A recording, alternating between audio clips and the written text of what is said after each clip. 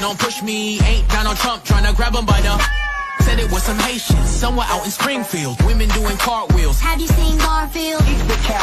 Have you seen Snowball? This about to snowball. I'm about to go off. I can't let this go on. Miss me like an airball. Tell me when my cat is cough it up like a hairball. I gotta tell them if they even put the fingernail on Santa's little helper to turn them to hamburger helper. Somebody better help them, cause I'm going to jail for showing them fellas helter skelter. Usually I'm content, but if you touch my dog, then I'm turning into John Wick. I'm lit. Bird better drop it. If you touch my pet, then I'm pulling up like CrossFit. Gone overseas where they said Hello Kitty, but it ain't there, it's right here in your city. When I turn my back, now the cat goes missing and where my peoples is at. Does anybody know where he took when that? Cause I heard they putting claws on felines, I'm mad. And my cat disappeared just like Felix the cat. Got paid back. Thought she was a goner, but the cat came back. If you ain't a pussy cat, say drop that cat. Drop that cat. Drop that cat. Got paid back. Thought she was a goner, but the cat came back. If you ain't a pussy cat, say drop that cat. Drop that cat. Drop that cat. They're eating the dogs. They're eating the cats. Eat the cat. Eat the cat. They're eating the cats. They're eating the dogs. Eat the cat. Drop that cat. How do you think that we fund this organization, huh? We're not exactly the March of Dimes.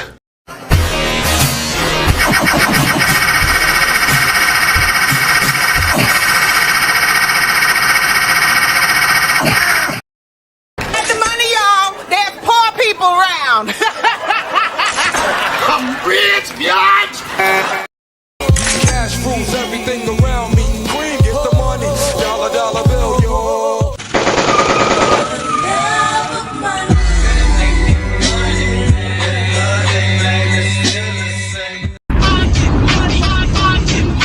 This is the hardest record out. I get it. Silence. Silence. I ain't got no money, pa.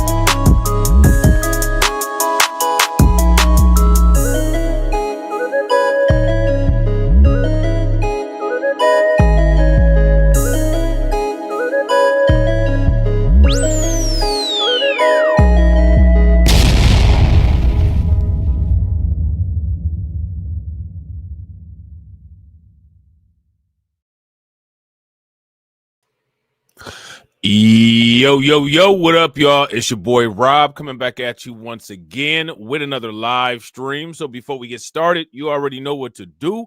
If you're not subscribed to the channel, make sure you hit the bell icon twice. Smash the like button, share this video out to all of your followers, and let's get it cracking. All right, so shout out to everybody who is in the building early. It's good to see each and every one of you. If you guys can hear me okay, please give me a thumbs up or a radiation emoji in the chat. If you cannot hear me or things look and sound bad, please give me a thumbs down or an angry face, all right?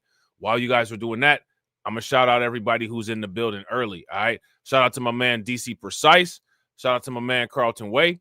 Shout out to my man, Lloyd Sky 9. Make sure you guys show Lloyd Sky 9 some big love for funding the organization. Definitely appreciate you, bro.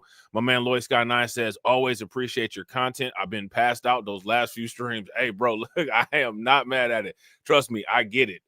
Make sure y'all show Lloyd Sky 9 some love. How do you think that we fund this organization, huh? We're not exactly the March of Dimes. Shout out to my man, Lunch. What's good with it, bro? We got PJ Allen in the building. Shout out to my man, John Guillory. We got Leonard D. Yuta in the house. Shout out to Simo27. What is good, y'all? Hopefully everything is going good for y'all, all right? So we got a lot of stuff to talk about, all right? The main thing that we're going to talk about is this situation with DeepSeek. Now, if you guys remember, we talked about DeepSeek maybe last week.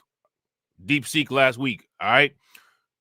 I don't know, if people really got the gist of what we were saying, but when it comes to DeepSeek is a Chinese AI company that produced an artificial intelligence software technology for significantly lower cost than all of the American artificial intelligence companies. All right. Significantly cheaper, significantly more powerful, allegedly. As a result, some information came out, and that information tanked the financial markets earlier this week. I think actually it was toward the end of last week. If you guys recall this, give me a thumbs up. If you guys do not recall this, then give me a thumbs down. All right. We're going to talk about that, and we're going to talk about more. All right. So the first thing we're going to do is we're going to check out what's going on with crypto. Today, Bitcoin holds on to the $102,000 mark while Ether dips. Trump media plans to launch a financial services firm with crypto potentially on the list of investments. Now, check this out, right? How many people know what umbrella of companies this is under to look up the performance on it on any type of stock search or any type of stock app? What's the ticker symbol for Trump's quote unquote company on stock exchanges? Let me know. The reason why I'm asking is because if you pay attention over the last day or two, the company quote unquote associated with Trump has increased by double digits on the stock market. And after the company received its license to operate in the EU just this week, Haider Rafiq of OKX discusses Europe's role as a crypto hub.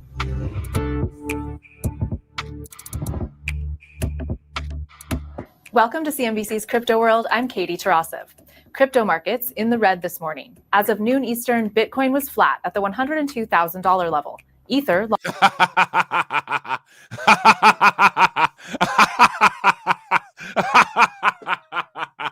Oh man. Hey, listen. Shout out to everybody, right? Listen. I want everyone in the chat to understand how far ahead of everyone you are. Imagine this. Bitcoin is down to $102,000. Who that was here in 2017 would imagine that? Bitcoin is down. It's a bad day today. Bitcoin is only $102,000. Oh, man, that's crazy, man. That's crazy work right there. Lost 2% and slipped back below $3,100. Meanwhile, Dogecoin dropped by 3%. That's after asset manager Bitwise filed with the SEC to list an ETF for the meme token on Tuesday. Okay, sticking with ETFs as we jump into the latest headlines. Tuttle Capital wants to launch Shout out to Yo-Yo Queen. What's good with it? Leveraged ETFs for several crypto tokens, including the Trump and Melania meme coins. The ETF provider proposed the Now, you guys, you guys see where this is going, right? How many people knew about the Trump, quote unquote, and Melania, quote unquote, ETF? If y'all knew about that, give me a thumbs up. If you guys did not know about that, give me a thumbs down. I'm dying laughing. I'm dying laughing. Now, check this out, right? You know, as much as people like Trump and as much, you know, that Trump is doing that people may or may not like or may not agree with, one thing that more than likely will happen is that this 4 years, this particular Trump presidency, this is going to be an ethics case study for years at places that teach ethics. This is going to be an ethics case study for the century. You know what I'm saying? the 2x leveraged funds to the SEC on Monday. If approved, these funds would let investors supplement their gains on increases of the spot price, but could also wipe out the full principal value if the underlying asset loses more than 50% in a day. The proposals for leveraged funds also include Bonk, another meme token, as well as larger cap altcoins like... Hey, shout out to the people that hold Bonk. How many of y'all hold Bonk? If you a Bonk holder in the chat, throw them dogs in the chat. They talking about a Bonk ETF. You know what I'm saying? Look, shout out to Yo-Yo. Yo-Yo Queen said, I finally took your advice you gave me a few months ago. I finally put $1,000 on Bitcoin. Hopefully you bought it on a down day. Lock it up, right? Put it into crypto.com, earn, right? Lock it up so you can get your 3% and don't touch it. Don't touch it, right? Because $1,000, that's 0.00. Well, that's 0.01 of a Bitcoin, right? That's 1% of a Bitcoin. If you guys check out, quote unquote, a lot of the content, not only on YouTube, but if you check out Fidelity, right? Fidelity sounded like a YouTube video.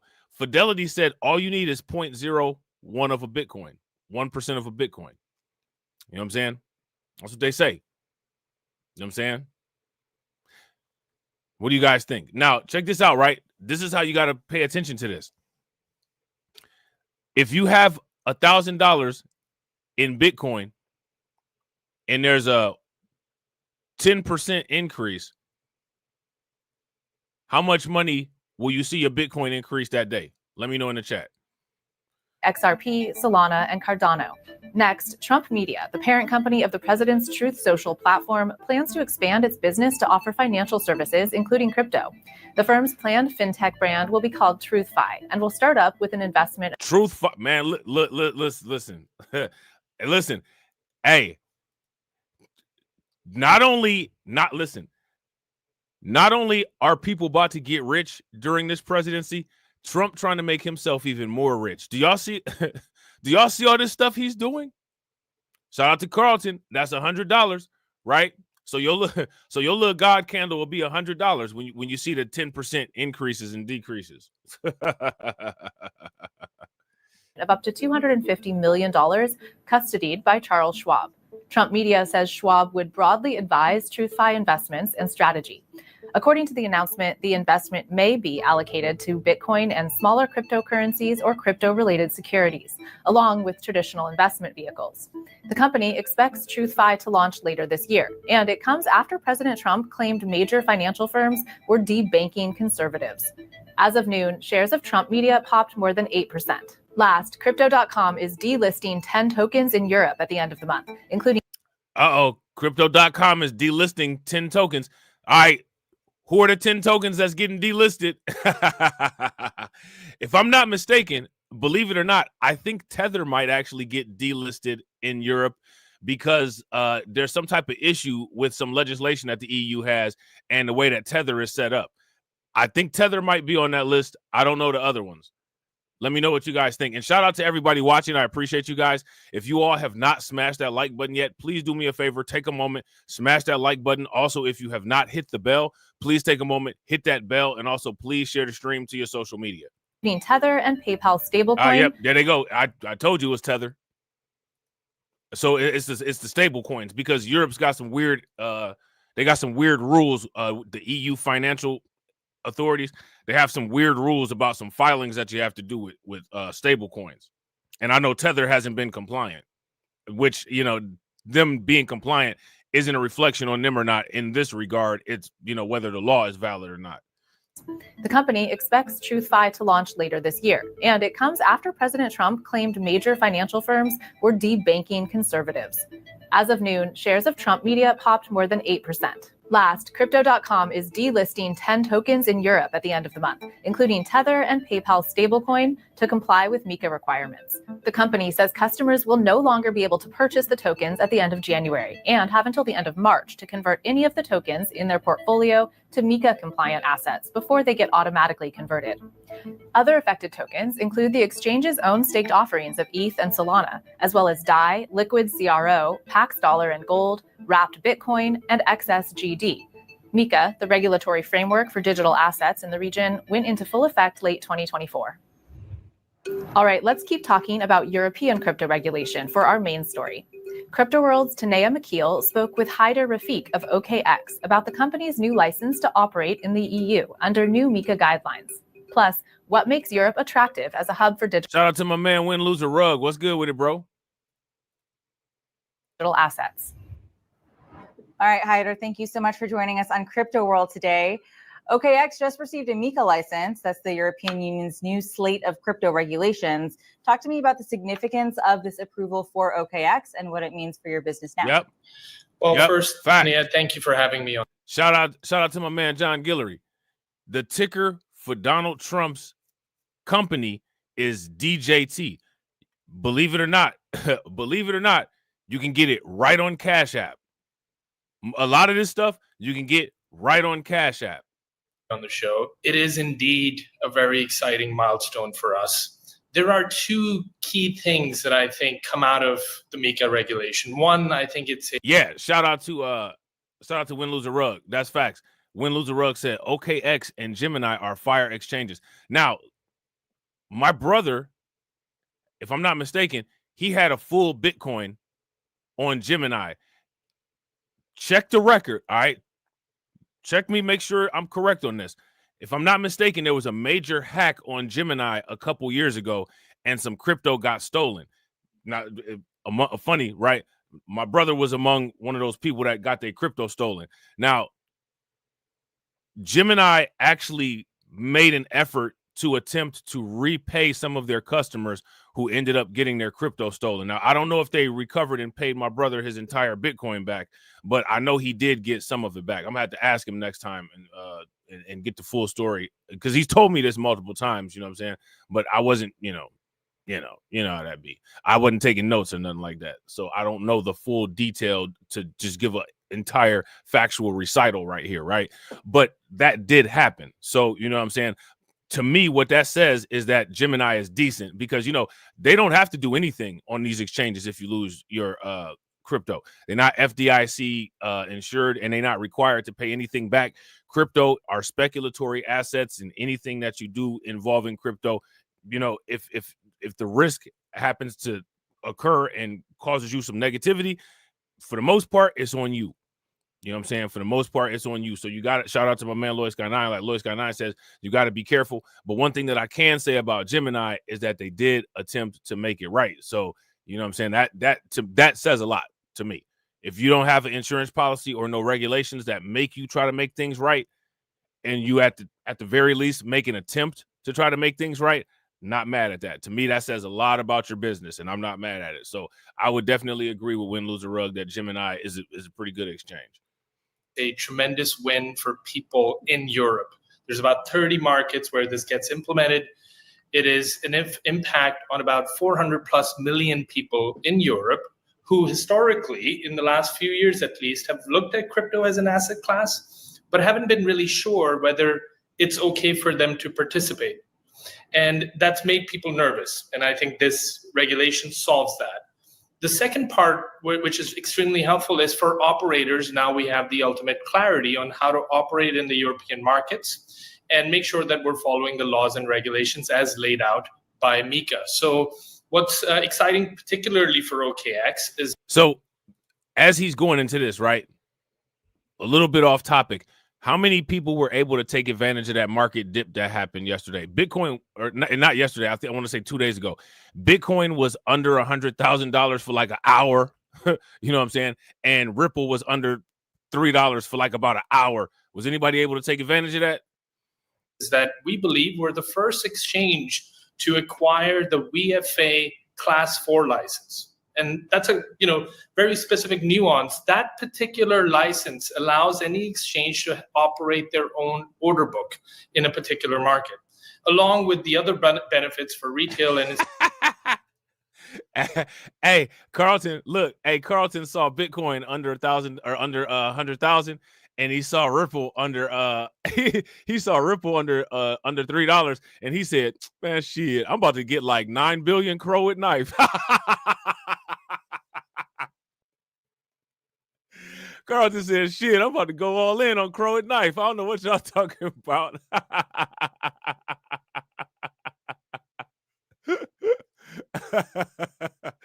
Oh man, Carlton took that opportunity to yet again flex them crow at knife tail fins. You know what I'm saying? Institutional customers, which includes a localized product in language with a localized customer service and a localized app. So we're really excited. Europe is a huge market, and our services, we believe, represent a new alternative for the current status quo, because historically you look at crypto exchanges, we are known to be centralized exchanges. And I'd love to talk to you more about how OKX has been building a decentralized product. Yeah, let's come back to that. I do want to ask you, we've seen some competitors who are also operating in the region delist tokens in order to comply with the MiCA rules. Are these steps that you've already taken, or is it something that you'll have to prepare for in order to become compliant? Well, we are currently compliant based on MiCA standards. In terms of listings and delistings, our compliance team is going to naturally prioritize making sure that we follow the laws and regulations. So if the MiCA framework requires us to delist certain assets, the first priority is going to be to comply and make sure we do that. And I think that's what you can expect from our firm, is we will follow the law to the T. And hopefully with the ongoing conversations with regulators, we can continue to evolve the regulation, so to speak. And you were just talking about the road from centralized exchange to decentralized exchange. What's the latest on that front? Well, look, I think people have realized. Now, shout out to everybody in the chat. I'm curious, how many people have used these decentralized exchanges? If there's anybody that has used a decentralized exchange, let us know about your experience and how it went for you. All right. I don't think I've ever used a decentralized exchange. For the most part, I've only ever used Binance, Coinbase, Crypto.com. They used to have this one, what was it called? Shapeshifter. It was like a swap application. But I've never used an actual decentralized exchange. Shout out to Win Lose a Rug. Win Lose a Rug says, I only use decentralized exchanges. And you like them, clearly, bro. They do well by you. So I'm gonna have to start using them. See, like, I need to figure out the interface. I need to figure out how to get there, the best way to trade on those and check them out. Because I wouldn't be surprised. I guarantee you there's way more value on the decentralized exchanges than the centralized exchange. And I bet you the prices are more accurate on decentralized exchanges than on centralized exchanges as well. And I bet you there's a bigger choice, you know what I'm saying, more variety also. That there's a new generation that is being introduced in our society. You look at early 2000s, there was the internet generation.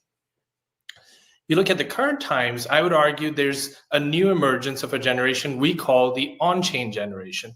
This generation really values decentralized internet protocols. They want to exchange and interact goods, services, communications without any intermediary. We saw this trend coming, and as a centralized exchange, it was really important for us to disrupt ourselves early.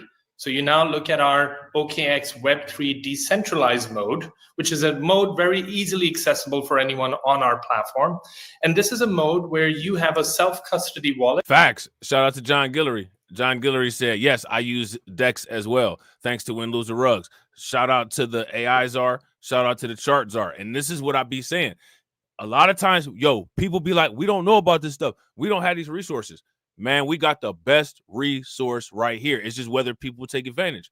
Like Ice Cube said, take advantage, man. Take advantage. But, you know what I'm saying? You know how that go. Who said that? Who said that? Drake. You know how that shit go. You know what I'm saying? Everybody gonna unsubscribe because I quoted Drake. You know how that shit go. But it is the most interoperable self-custody wallet. So you don't need to bridge assets or have 5 different wallets to manage your virtual assets. It's one solution. And secondly, we have a DEX aggregator, an aggregator that plugs into more than 100 liquidity providers and other DEXs, giving you the best order execution in a DEX environment. So I think that's our way of making sure that we're building the right tooling for a decentralized future. Haider, going back to the different markets, what is the importance of Europe as a crypto hub? Facts. Make sure you guys throw some flames, some radiation emoji, and some ducks in the chat again for Win, Lose, or Rug, right? With the dropping the information about the Phantom wallet. My man Win, Lose, or Rug, or my man John Guillory says, and that Phantom wallet is the business. Facts. Brought to you by the resident AI and chart czar. Win, Lose, or Rug. Make sure y'all show Win, Lose, or Rug some love. Hub right now. Everybody's talking about the United States, given the election, the change of leadership. But what makes Europe an attractive location for you and for the crypto industry broadly? Well, look, I think Mika seems to be ahead of U.S. policy today. The President Trump's administration, they have a very pro-crypto stance. We saw an executive order come out, I think, in the last few days, which has a directional sense of where the policy work will focus. Now, speaking of these executive orders, how many people heard about that recent change where now banks are allowed to buy and hold cryptocurrency? They've changed some type of SEC regulation where the banks are now allowed to get directly involved with holding and buying Bitcoin. You know what I'm saying? Shout out to Win, Lose, or Rug. Win, Lose, or Rug says, bought Bitcoin on Coinbase. Why does it say I bought it at $114,000? When? Just now? Listen, bro, man, I'm trying to tell you, them prices. And I guarantee you something's eventually at some point, something's going to come out about the price manipulation that be going on. You know what I'm saying? Hey, hit the button. Hit the button. Shout out to John. John says, that's how I got that Trump meme coin. Uh-oh, off code alert. Facts. Again, another one we got to give it up to Win, Lose, or Rug for. You know what I'm saying? Now, shout out to Maine. Maine says that there's a spread on Coinbase. Now, here goes my thing, right? That would be, there is a spread for sure, right? The spread, as we know, is called arbitrage between the different exchanges. But at the same time, though, if it had gone up to $114, somebody man, we gotta that would have been, somebody would have wrote an article about that. You know what I'm saying? Which is wild. Because before it was officially acknowledged, do you guys remember before it was officially acknowledged that Bitcoin had went over $100,000? I posted several screenshots of $100,000 Bitcoin from crypto.com. They probably are still on my community page. You know what I'm saying? If you go and look at the dates on those and the dates of when I posted it, it's before the official recognition that Bitcoin was over $100,000. So they really be playing us on these exchanges. That's one of the reasons why I'm interested in these decentralized exchanges and why I'm trying to look into them. You know what I'm saying? But the reality is Mika is already here. And companies are going to begin to passport or begin passporting in the next few weeks, which means that for operators, Europe is a more immediate opportunity as we wait to see what the Trump administration does in the United States, and then welcoming other operators from around the world to come and join the United States. Where are you in terms of U.S. operations? What's your outlook here in the States under the new regulatory regime? Historically, we've had a small entity named OKCoin that has operated in the U.S. we're going to sunset that brand. Our hope is that we will enter the United States, but I think we're the type of company that is patient. We want to make sure that we have a differentiated product. What we offer is ultimately a new alternative for people, and that there's policy clarity. So I think you're going to see some of that evaluation happen over the next few months. I can tell you personally, living in California, I am keen and eager for the OKX brand to arrive in the United States in a really big way. Okay, that's all for Crypto World today. We'll be back again tomorrow, and we'll see you then. All right, so there's that. All right, so now we got some interesting stuff going on. All right. We're going to do some updates about Texas. It's a lot going on in Texas, all right, between the migrant crisis and the crypto crisis. Between the migrant crisis and the crypto crisis, man, it's a lot going on in Texas, all right? So check this out. Texas Lieutenant Governor announces Bitcoin reserve as a priority bill for 2025. Now, here goes the thing, right? Here goes the thing when it comes to this stuff. People are kind of starting to have speculation. People are starting to lose faith. People don't think that the Bitcoin reserve is actually going to happen. Now, I want to ask you guys, how do you all feel about the strategic national Bitcoin reserve? How many people think that is going to happen? If you guys think that it's going to happen, give me a thumbs up. If you don't think that is going to happen, then give me a thumbs down. Now, you know how people are, right? Because it didn't happen immediately, people are going to just lose faith and say that it's not going to happen, right? However, if you ask me, the more you see things like this of places where you know the people are allies of Trump, if they're doing things like this, it's just a matter of time before this is done by the federal government. It's just a matter of time. It might not be today, might not be tomorrow, might not be in 2025 at all. But at some point, it will happen. And some point in the near future. You know what I'm saying? No, shout out to Win Loser Rug. Win Loser Rug said, have you seen the XRP versus Bitcoin FUD? No, what's going on? Are they this is back to 2017 again. What they saying now about XRP versus Bitcoin? So now here it says, Texas Lieutenant Governor Dan Patrick revealed that establishing a Bitcoin reserve in the state will be among 2025's legislative priorities. Now, let me ask you guys this question, right? Why is this significant? This is significant for this reason, right? When it comes to the world economy, when it comes to the global economy, where does Texas fall on the global economy? Somebody let me know. Because I don't know if people realize this, but Chicago, Houston, if I'm not mistaken, Florida, California, and New York, they all have their own respective economies that compete against the rest of the world because they make so much money. Shout out to Win Loser Rug. Win Loser Rug said, basically, XRP is on the side of a digital asset reserve, not just Bitcoin. Yeah, from what I understand, there was other assets listed that could be part of the strategic Bitcoin, strategic crypto reserve. Of course, Bitcoin is the leader, right? The United States has, rumors has it that they want to get 1 million Bitcoin, right? But then the other tokens that was announced, from what I understand, XRP was one of them, right? And another one that was announced was that Solana was one of them. If I'm not mistaken, Cointelegraph came out with an article and they highlighted that. Yeah, shout out to John. John says that he thinks that Texas is in the top 20. Yeah, I'm pretty sure it is. I'm pretty sure it is. Yeah, see, look, shout out to John. Texas is the 8th top economy in the world. How many people knew that? Oh, you know the Bitcoin. Listen, bro, I tried, man. Listen, Bitcoin extremists, Bitcoin maximists they are horrible for cryptocurrency. They are horrible. I want to make this clear. I am very pro Bitcoin, very pro Bitcoin. And I believe that if you are a cryptocurrency investor, it doesn't make sense to not be pro Bitcoin.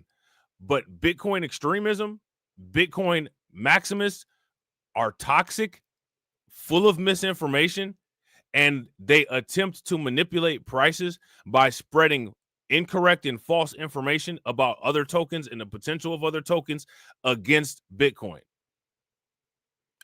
They mess up the entire ecosystem because the ecosystem is supposed to work together, and these people are insane, and they try to pit Bitcoin and their talking points against other cryptocurrencies. You know what I'm saying? And when I say Bitcoin Maximus, I'm talking about Bitcoin extreme Maximus. These people that are insane. You know what I'm saying? Bitcoin is these are the people that basically tell you no cryptocurrency can compare to Bitcoin. Most people know that. Bitcoin has a specific purpose that it was engineered for, right? Other cryptocurrencies also have specific purposes that they're engineered for. I don't know any other cryptocurrency that is created and designed to be a store of value like Bitcoin. There's no other cryptocurrency where if you read the white paper will sound anything like Bitcoin, which means that there's not any competition, right? For the most part, most altcoins literally work with Ethereum. So they need Ethereum to survive so that they can continue to survive, right? But you'll have a Bitcoin maximist say that all other cryptocurrencies are garbage because there's no way that Dogecoin can compare to Bitcoin. Why would anybody with common sense compare Dogecoin to Bitcoin? They're nowhere near the same thing. They're not designed for the same thing. Dogecoin is like a Post-it note. I don't know if people know the story behind Post-it notes, but it was an accident that turned out to be a product that made a lot of revenue. Dogecoin wasn't an accident, but it was a joke, and it clearly had value in an unknown community of support that boosted it to being one of the top cryptocurrencies. Who knew, right? Nowhere in the design specifications for Dogecoin was it ever supposed to be in competition with Bitcoin. But a Bitcoin maximist will tell you that Dogecoin is an example of why other cryptocurrencies will fail, and Bitcoin will be the only one that succeeds. That's ridiculous. That's insanity. And it's not true. And please don't fall for it. You know what I'm saying? Shout out to Win Lose a Rug. Win Lose a Rug says, they say XRP is paying lobbyists. Sounds like FUD. I like the digital assets reserve. Here's the reality of it, right? I would go as far as to actually not disagree with that, right? I wouldn't disagree with that. I would say XRP more than likely is probably rubbing elbows with some politicians to try to get some head nods. Here's my thing. Who cares? If they get it, good for them. If they get it, good for them, which makes it good for us, right? We seen Garling House down there in Mar-a-Lago with Trump. You know what I'm saying? You know what I'm saying? I don't care, right? If XRP is rubbing elbows with lobbyists, I don't care. Here's the reason why I don't care. XRP has been beat up on for a decade with nobody coming to save it. So if XRP got to shell out a couple dollars to get people off their back, you know what I'm saying? So for the Bitcoin maximists to say that, XRP's lobbying is going to help Bitcoin too. Because let me ask you this question. If Trump and Garling House are cool, do you think that Garling House is going to say, nah, don't get a Bitcoin strategic reserve? What individual that's a part of cryptocurrency is going to tell somebody to not do something involving Bitcoin? Only a Bitcoin maximist would do some stupid stuff like that. You know what I'm saying? Only a Bitcoin maximist would say, screw Solana, screw Ethereum, screw XRP. You know what I'm saying? Only deal with Bitcoin. Only a Bitcoin maximist would do that. You know what I'm saying? Anybody else, if you ask, CEO of Ethereum, what is his name? Vitalik Buterin, he'll say, yeah, I got Bitcoin. Garling House, yeah, I got Bitcoin. Everybody else is going to be like, yeah, I mess with Bitcoin. Only the Bitcoin maximists say insanity. You know what I'm saying? Shout out to Maine. Maine says XRP is useful and a lot of companies lobby. Lobbying is how you get politics done. Listen, them Bitcoin Maximus, don't get me started, man. I was about to say the Bitcoin Maximus. You know what I'm saying? I wonder what else they're a part of, because they sound oddly familiar with their logic or lack of. You know what I'm saying? We should call them the Bitcoin monolithians. You know what I'm saying? the Bitolithians. You know what I'm saying? Shout out to Win Lose a Rug. Win Lose a Rug said a digital asset reserve is more in alignment with Trump's agenda anyway. Yeah, I would agree. And at the same time, you know, even though it is Bitcoin, right? And shout out to Bitcoin. Shout out to all powerful Bitcoin, right? Diversification as far as a portfolio goes, as long as the diversification is with a good technique, I don't think that would hurt. I don't think that putting XRP in a strategic asset reserve, I don't think that would hurt. I don't think that putting Solana in a strategic asset reserve, I don't think that would hurt. I don't think that putting Ethereum in a strategic asset reserve, I don't think that would hurt. People are going to think that I sound crazy for this. I don't care if I sound crazy or not. I don't think that putting Pepe or Doge in a strategic asset reserve, I don't think that would hurt either. You know what I'm saying? I don't think that would hurt. You know?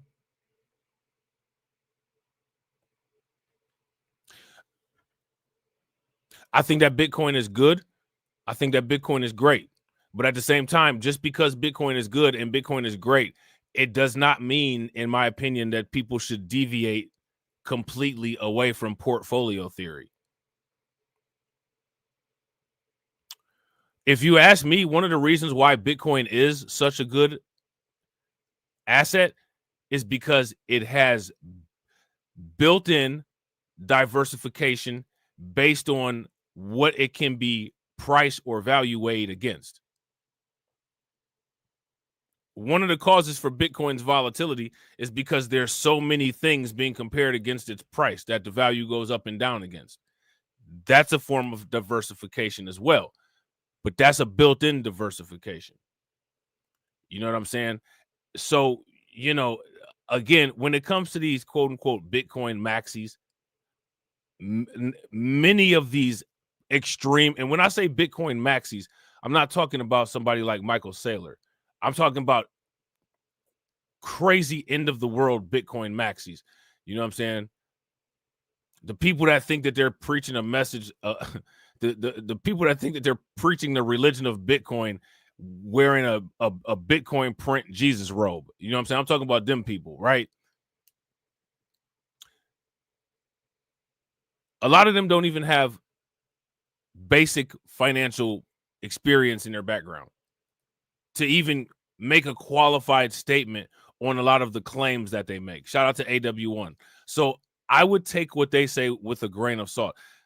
Listen, how many people remember back in 2017, 2018, all of the mis and disinformation that was coming from Bitcoin Maximus about XRP? It was almost like a lot of them people was feds, or a lot of them people was working for the government, the way they was coming out hard at XRP.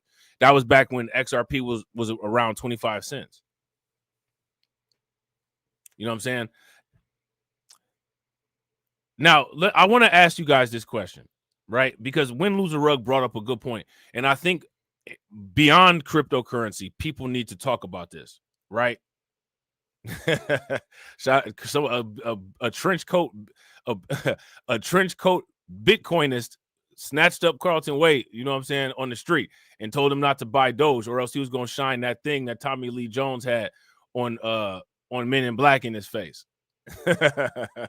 He said your private keys and your seed phrase gonna be gone forever if I ever catch you with some Doge in your wallet.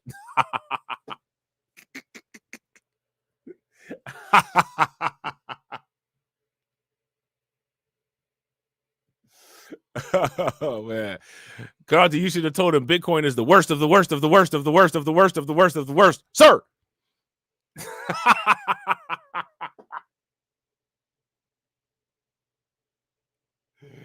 Oh man, you'd have flipped out, man. They want you to have 100% of your portfolio in Bitcoin. Like, come on, man. Like, come on. That's not even practical to me, if you ask me. There's nothing wrong with having like a weighted average portfolio, or having a portfolio where Bitcoin is a even a majority, a large amount, right? But 100 per a monolithic portfolio with Bitcoin at a 1-to-1 ratio, like, come on, man. That in itself introduces new risk. You know what I'm saying? If you guys would agree, that kind of investment strategy in itself introduces new risk. Let me ask you this. If you have a portfolio that's 100% Bitcoin, what risks are you removing by having 100% Bitcoin versus what risks do you bring on having 100% Bitcoin?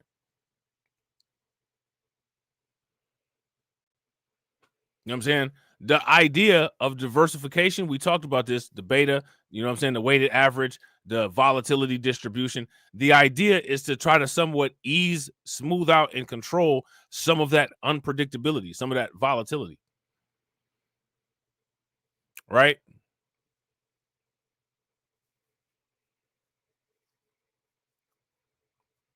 So having a 100% Bitcoin portfolio, that's just extreme.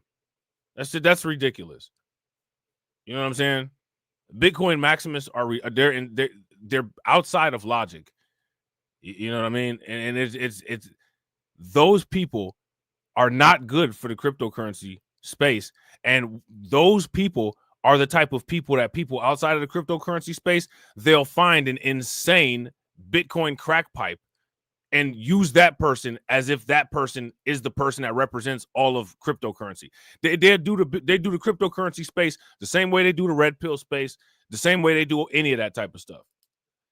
They'll find the one person that's the most ridiculous and extreme and say, that's crypto. That's crypto. You see that person right there? That's a representative of crypto. Like, it's like, okay, dude.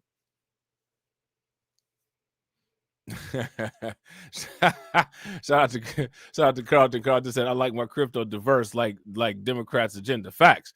You know what I'm saying? I keep it conservative with my crypto. All crypto matters. You know what I'm saying? But I stay Bitcoin first, though. You know what I'm saying? I stay Bitcoin first. You know what I'm saying? Shout out to Lloyd Scott 9. Lloyd Scott 9 says Da Vinci Jeremy gets heat from his own community, bro. I don't understand it. Which are you talking about, quote unquote, when you say his own community, or are you talking about the Bitcoin community? And I was watching some of Da Vinci's old videos, right? Like, I was going back watching the old library, and he was talking about how a lot of the gold investors that he tried to present, with the ideas of Bitcoin, how a lot of them gave him a lot of backlash. But shout out to Lloyd Scott. Look at I get silent backlash, right, from our respective community, right? Now, I had a choice, right? I could have I got a lot of stuff that I could talk about, right? We could have did a stream, about some stuff going on with the migrant crisis, right?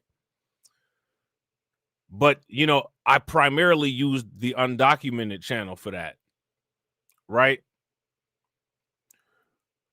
But, I got the undocumented bros channel, and then, I can do some of that over here too, right? But I got a channel strike on undocumented.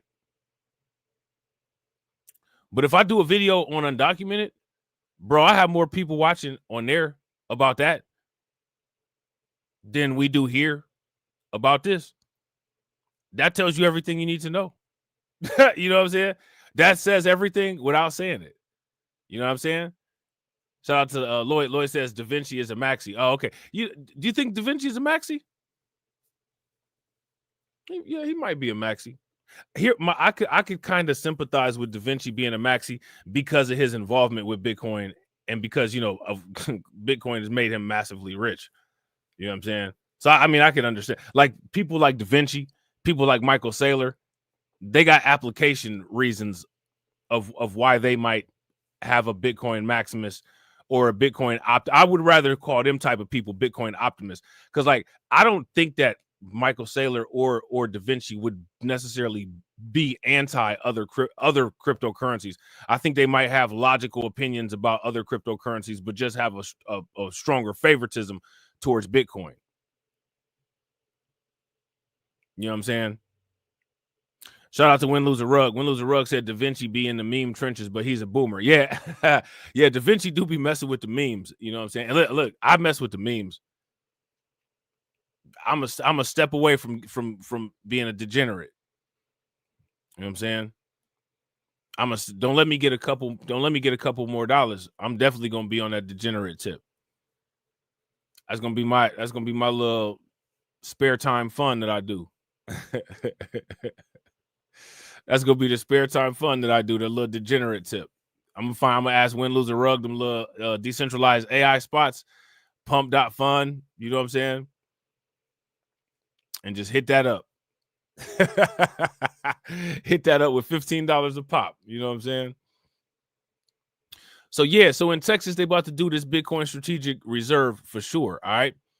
Texas Lieutenant Governor Dan Patrick announced the state's 2025 legislative priorities on January 29th, and they included a proposal to establish a Texas Bitcoin reserve. Now, listen, I want people to pay very close attention to this, right?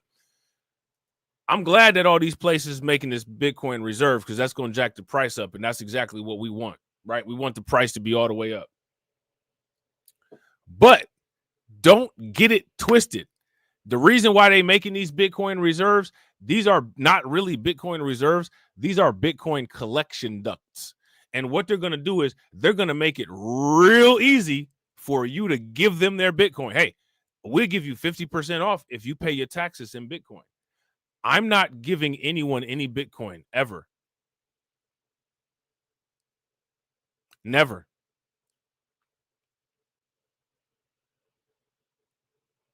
And I would advise other people not to give anybody any Bitcoin ever. What about the option to get your tax return in crypto? Can we get that? I'm not interested in giving you crypto, but I am interested in how you can give me crypto. What about me getting my tax return in crypto? What if I'm a state employee? Can I get my retirement in crypto? What about if I want to change and pay Bitcoin into a social security fund that's specifically allocated for me? Am I allowed to do that? I don't want to contribute to anybody's Bitcoin strategic reserve other than my own. If you guys would agree, give me a thumbs up. If you guys would disagree, give me a thumbs down. So, you know, while they're calling these Bitcoin strategic reserves, and yes, they do wonders for, making the price be more attractive, make no mistake, these are Bitcoin collection ducts. And what this is basically going to be a big reserve of Bitcoin or a big reserve of crypto that the state has. And they're going to use that as an advertising point to say, hey, pay us your crypto. No. I don't care if you give me 100% tax-free. I'm not giving you my crypto.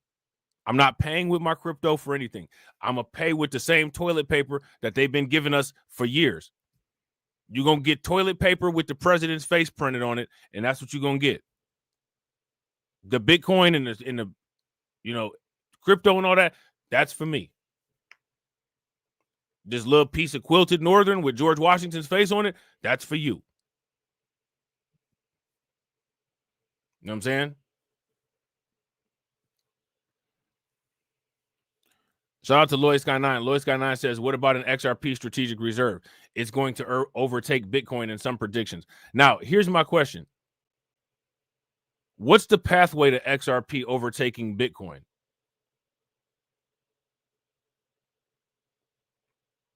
Because here's my thing, right?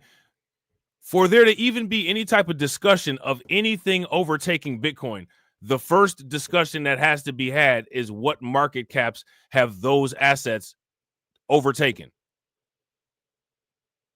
And as of right now, the only asset that's overtaking market caps is Bitcoin. I don't know any other asset that's overtaking market caps.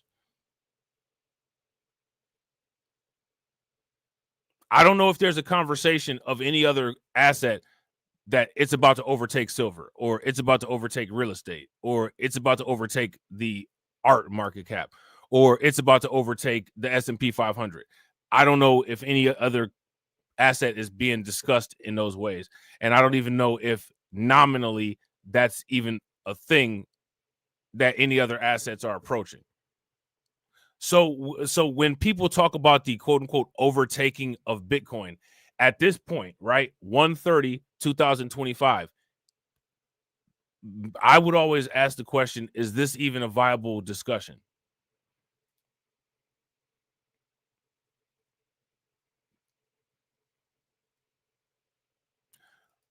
Shout out to Lois Guy 9. Lois Guy 9 says, I say that because if Michael Saylor would have bought XRP, the rate of return would have been more. Yeah, his personal rate of return, right, would have probably been more. But if we're talking about asset performance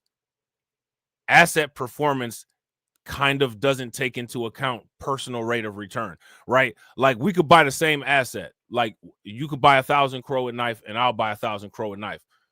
If you bought 1,000 Crowwood knife at 5 cents a token and I bought 1,000 Crowwood knife, you know, at a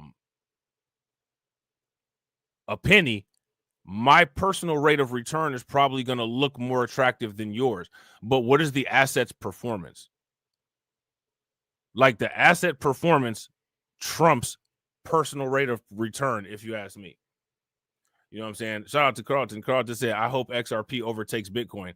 My wallet would appreciate it. Now, here's the thing, right? That about the quote unquote overtaking of Bitcoin conversation. When people say something's going to overtake Bitcoin, you got to ask yourself the question, in what way? Right? In what way? Because here's the problem. If everything is depreciating against Bitcoin, if something overtakes Bitcoin, what that implies is that Bitcoin has started to depreciate, right? And then what you have to do is you have to assess, okay, is this other asset that could possibly be overtaking Bitcoin, is it appreciating or is it just depreciating at a slower rate than Bitcoin is? And then you have to find out, well, what is appreciating that we can measure this against? Because if anything begins to quote unquote appreciate in a massive way over Bitcoin, that more than likely would indicate a looming market collapse against the entire cryptocurrency market.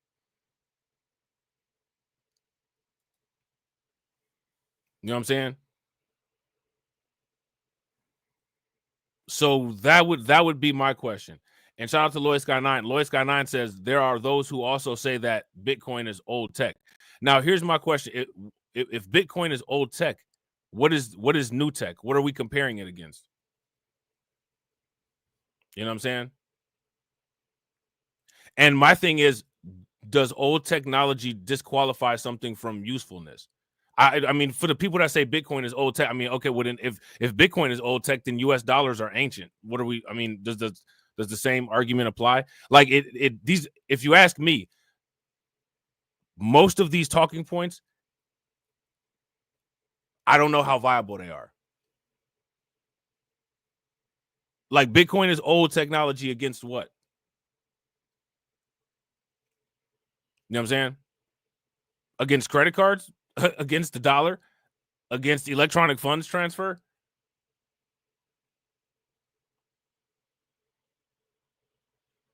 And if Bitcoin is old technology, where is the use case of it being used and exhausted and people then moving on to an advanced technology?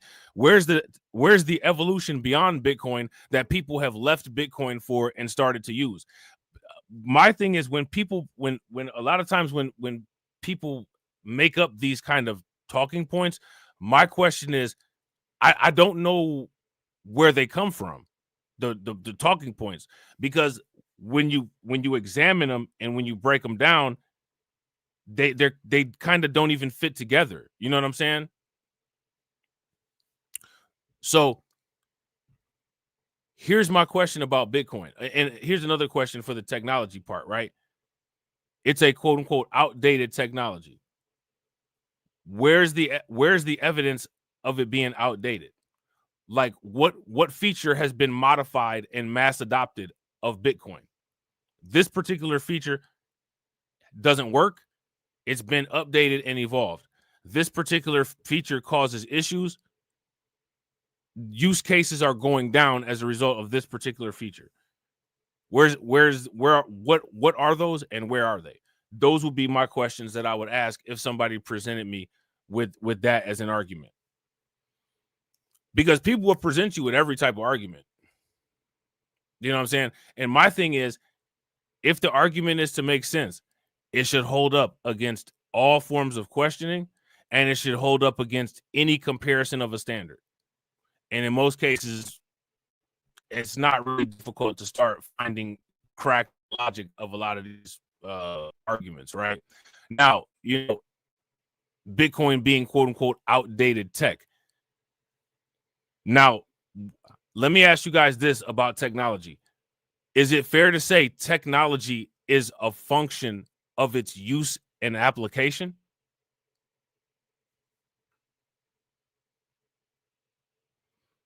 Shout out to Lois Guy 9. Lois Guy 9 says the arguments I've heard is that it's slow and the forks make it appear to be incomplete.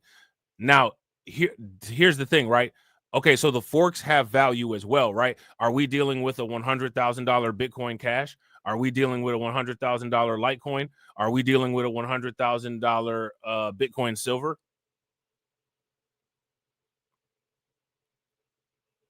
Because the forks would indicate that those features that were in issue have been modified and value has been applied to those, right? So the value that's been applied to a Bitcoin Cash fork at maximum has been about $4,500. Bitcoin is now over 100,000. As far as Bitcoin being slow, what's the standard time for a blockchain transaction? Have we established what the time should be? And then also, as far as going slow, when we talk about slow, are we saying that the exahashes that Bitcoin uses are slow, or are we talking about the blockchain wallet-to-wallet transfer? And which is most important? And then also, right, are we talking about the Bitcoin network, or are we talking about the Lightning network? And these are questions. These have to be answered. You know what I'm saying? If these arguments are to be presented, there has to be an answer to these questions.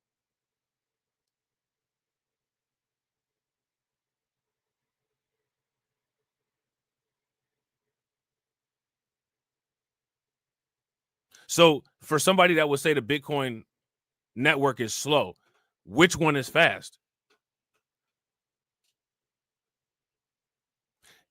What is this? What is the standard wallet transfer time, if that's what we're even talking about, right? Of a peer-to-peer transaction on the blockchain. Because I'll Polkadot, for the most part, is instantaneous. I don't know if anybody's ever used Polkadot, but Polkadot is like just light speed. Polkadot's only about $7. You know what I'm saying? So now, again, most people that talk about these things, they can't even tell. Now, I could tell you mad chains that are faster than Bitcoin as far as wallet-to-wallet transfer. Polkadot is faster. Cosmos is faster. Polygon is hella faster. Solana is fast. Like I could list hell of blockchains that are faster than Bitcoin. What that tells me is that the value of Bitcoin, it does not majority lie in the peer-to-peer wallet interaction. Now, if the idea is to hold Bitcoin because Bitcoin is a store of value, I would expect people to not really be transferring Bitcoin like that, because you don't want to spend your Bitcoin at all. And if you transfer it, you're going to be spending it on network fees, first of all, right? Second of all, if you're transferring it, hopefully you're transferring it to a wallet for storage. You're not transferring it to an exchange to sell it, right?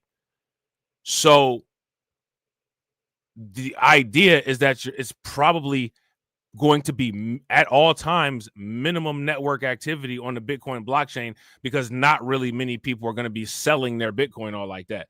Most Bitcoin blockchain transactions, in theory, would be wallet to wallet for storage, right? What you need with Bitcoin for the most part is security. Because if Bitcoin is a store of value, your value needs to be secure like Fort Knox. Now, let me ask you this question. Does Bitcoin offer security?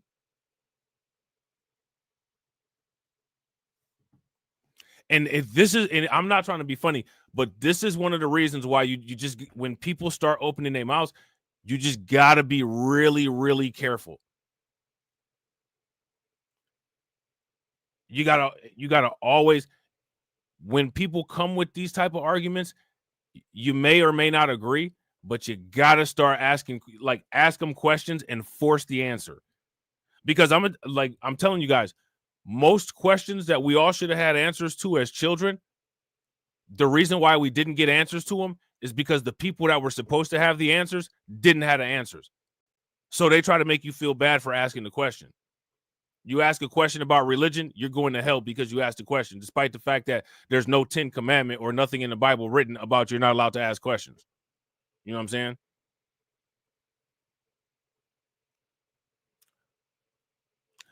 Shout out to Lloyd Scott 9. Lloyd Scott 9 said, "What if utility becomes the best store of value after this run?"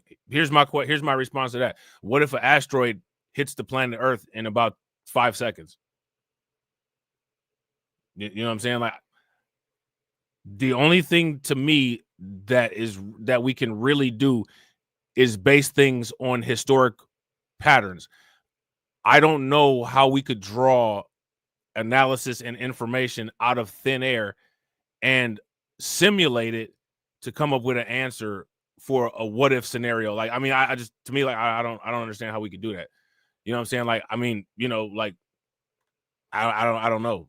I mean, utility could become a store of value, right? If that's the case, then we would have to look at it and we would have to measure how that works.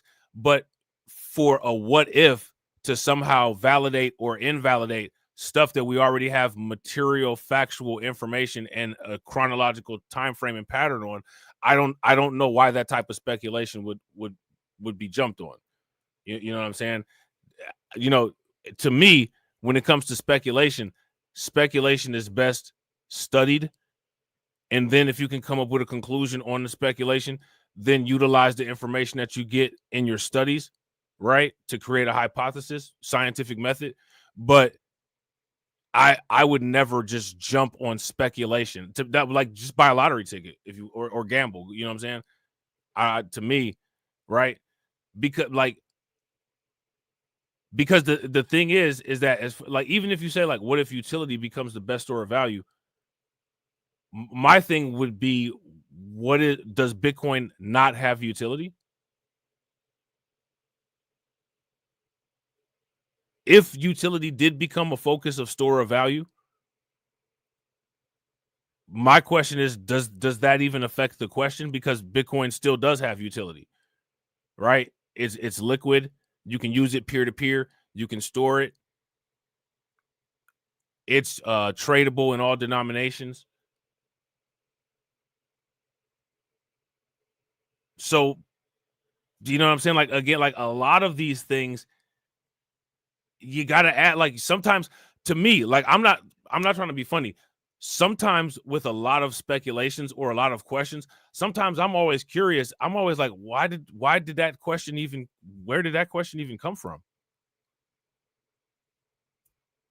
That's like these, like, when people have these comparisons, well, which one is better, Ethereum or Bitcoin? To me, that kind of stuff, like, this is going to sound bad, right? That kind of stuff is weird to me. That, like, what if somebody just came up to you and said, which one do you like? Which one do you think is better, your brain or your heart? I don't know. Like, I need them both. What are you talking about? Some people will probably give up their brains because a lot of people don't really use their brains. So that would probably be the first one on the chopping block. So my personal value, I feel that my brain is important, just as important as my heart. I want to speak only for myself.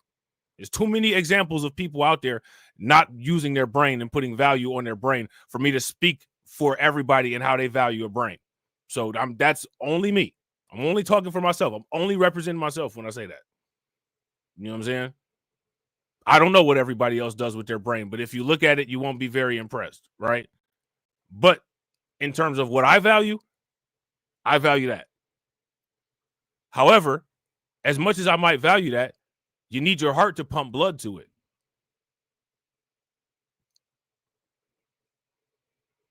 Right?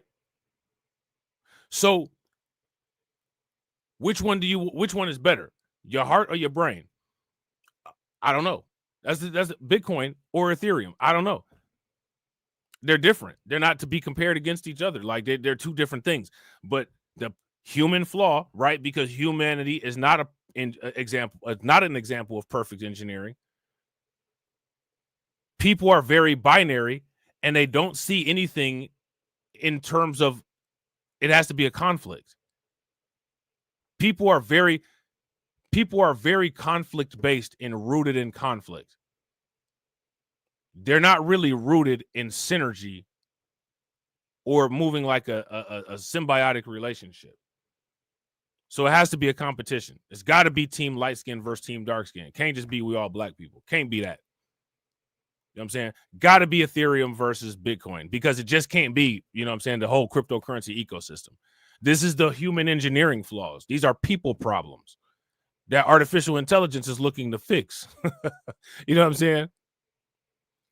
Shout out to Win Loser Rug. Win Loser Rug said, I always wonder how people arrive at certain questions. I will wait hours to respond. Like, how did you get? Sometimes, yeah, bro. Sometimes I'd be curious. I'd be like, oh, okay. All right.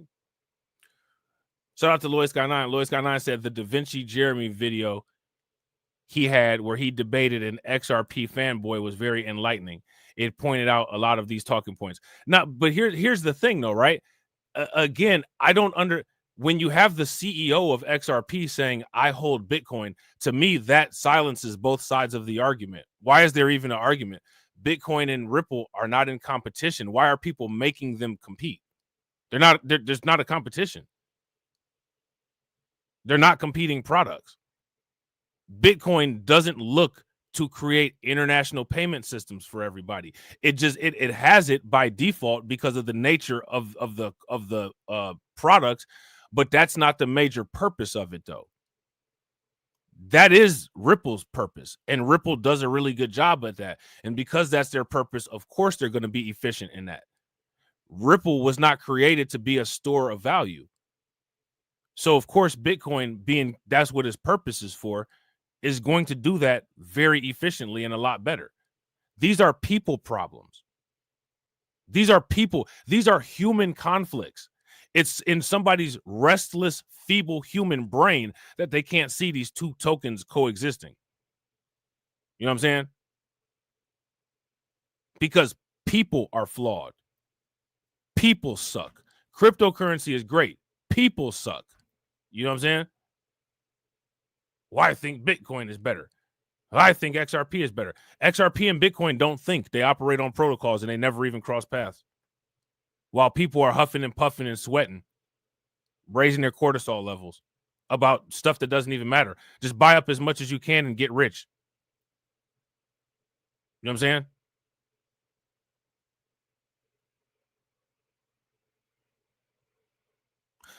To me, like when I would never argue on behalf of one crypto versus another crypto. It doesn't make any sense. The first question that I would ask, are they competitors?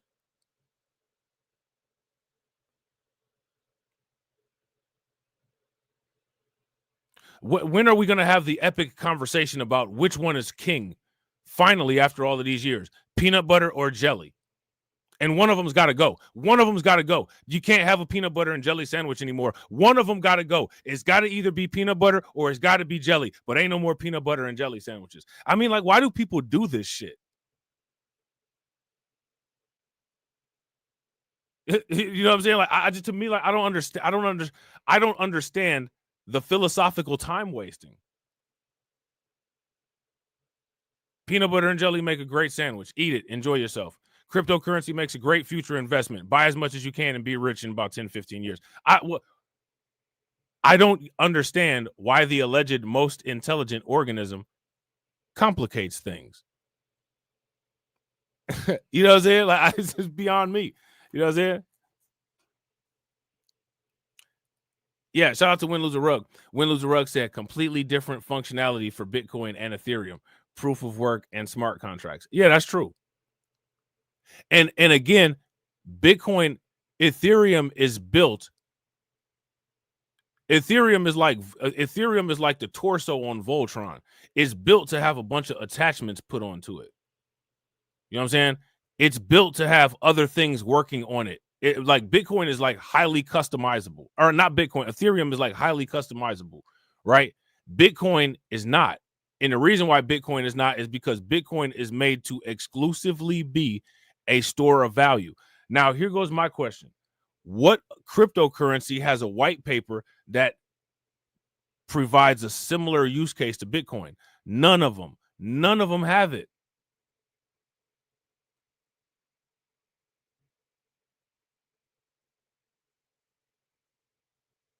So then what you have is you have people, YouTubers, investment advisors, all of these different people who then they come with their own narratives of, and it's Ethereum versus Bitcoin. Actually, it's not. Actually, the guy that's the CEO of Ethereum helped to create Bitcoin. Like, actually, that's what happened. Actually, like there's no one in crypto that wants to see Bitcoin fail. Actually, like that's the reality of it. You know what I'm saying? Now, a lot of people may talk about Bitcoin in terms of performance, right? But being honest about performance is not an indication that somebody has a desire to see an asset fail versus not, right? Somebody might say, well, Bitcoin's not performing well. That doesn't mean that they want to see Bitcoin fail. That just happens to mean that during this time period being discussed, Bitcoin's not performing well. I mean, there's been plenty of time like Bitcoin hasn't performed well. I would say it was a pretty sucky performance when it went from $60,000 like back down to $20,000. That sucked. Bitcoin definitely wasn't performing well during that time. Of course, since things have improved, right? But this happens. But again, it's the people argument. And see, honestly, bro, the people, if you ask me, the people arguments that people have about Bitcoin literally solidify in blood why Bitcoin is one of the best assets. Bitcoin is one of the best assets because in most cases, it minimizes human influence on valuation.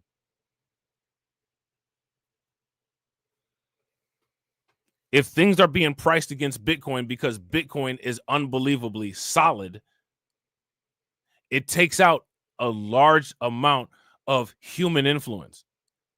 That's one of the values of Bitcoin.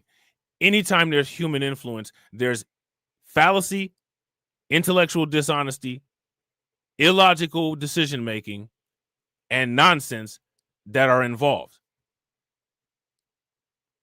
If Bitcoin minimizes that, that in itself is a use case for Bitcoin.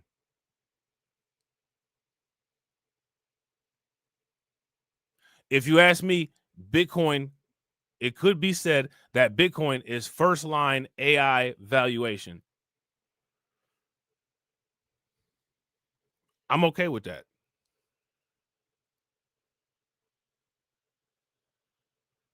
Now, my question would be for the people that say, well, here's the comparison. Here's the comparison. What other cryptocurrency is offering that? People will put, they'll put, shout out to Carlton. Carlton said, you just dropped a hammer. Bro, because to me, like, I would like to actually have conversations about Bitcoin and other cryptocurrencies where, you know, the best possible investment information can come from them. The best possible use case information could come from them. And a lot of the Bitcoin maximists, you know what I'm saying, a lot of the media articles, a lot of the media outlets, they don't present a lot of these debates. And I think that they're important debates to have. You know what I'm saying? There's no other cryptocurrency that even, describes itself as a Bitcoin rival or a store of value. Ethereum is a highly customizable, blockchain that has Ether as the native token. You know what I'm saying?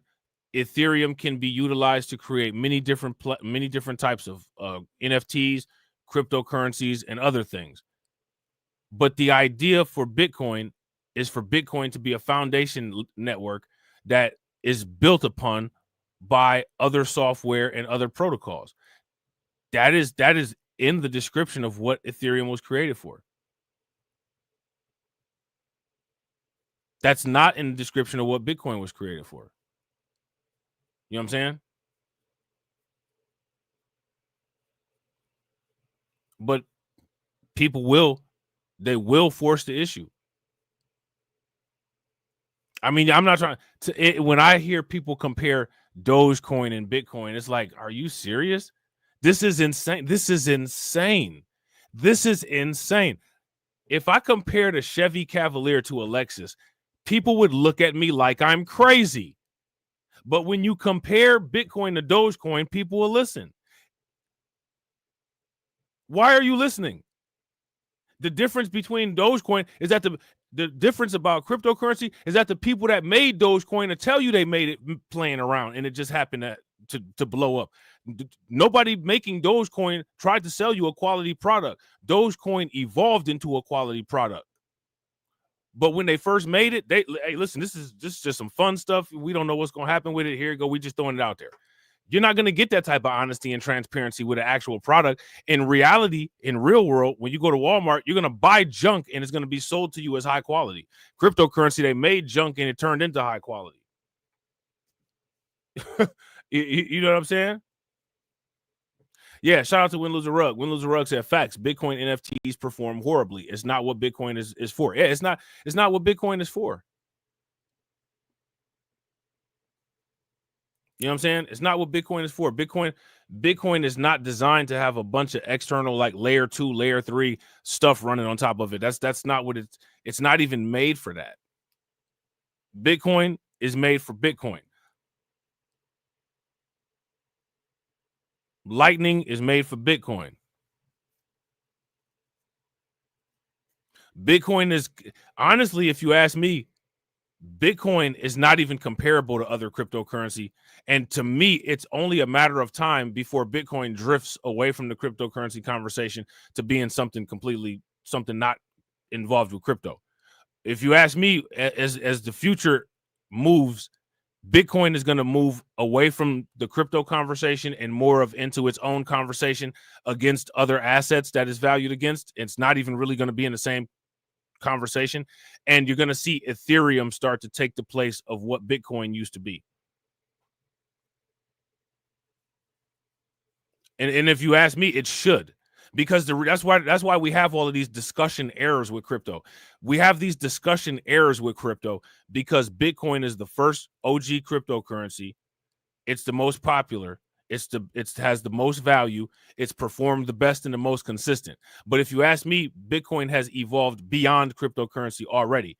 You have this giant that's beyond cryptocurrency that's being discussed and compared against other. Oh, you got crazy. Like, will Digicoin catch Bitcoin? Like, come on.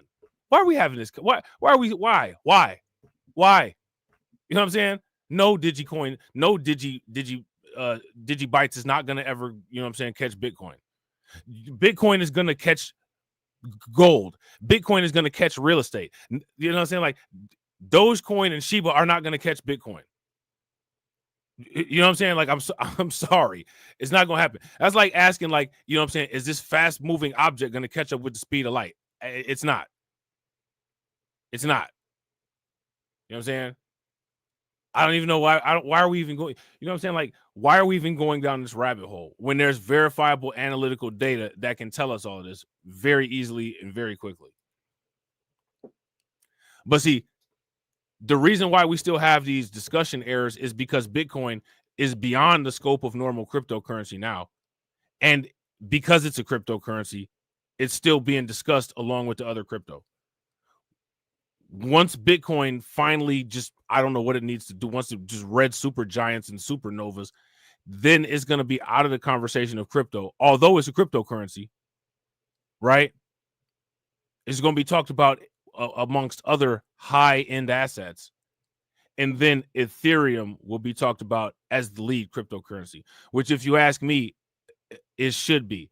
If you ask me, Bitcoin is already out of the cryptocurrency stratosphere, and Ethereum is actually the lead cryptocurrency. And if you ask me, Ethereum is the most similar to other crypto. Like, there's like Bitcoin is very unique. You know what I'm saying? It's not even comparable to other cryptocurrencies. Ethereum is more similar to other cryptocurrencies, which is why I've always said other cryptocurrencies should be compared to Ethereum, and altcoin season should be looked at as starting when all of the layer 2s outperform Ethereum, and nothing should be based on Bitcoin's price other than the entire cryptocurrency market moving up or down. But that's just me.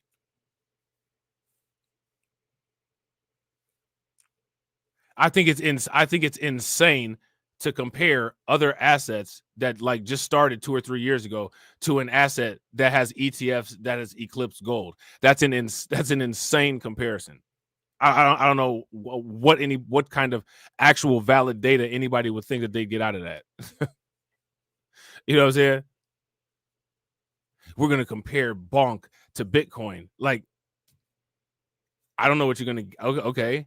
I don't know what you're going to get out of it. That's like if you had a bar of gold and a turd and just compared the bar of gold to we're going to compare this bar of gold to this turd today. I mean, I guess you could, but would you really get anything out of it? You know what I'm saying? A lot of times, just because you can do something, the question is, should you? You know what I'm saying? Like, you know, I've heard rumors. I've seen the effects. They say crack can get you really high. That don't necessarily mean you should try it, though, right? You know what I'm saying? I it's one of them things like, I'll take your word for it. You know what I mean? I don't know if I'm good on a sample. I don't need to do that. You know what I'm saying?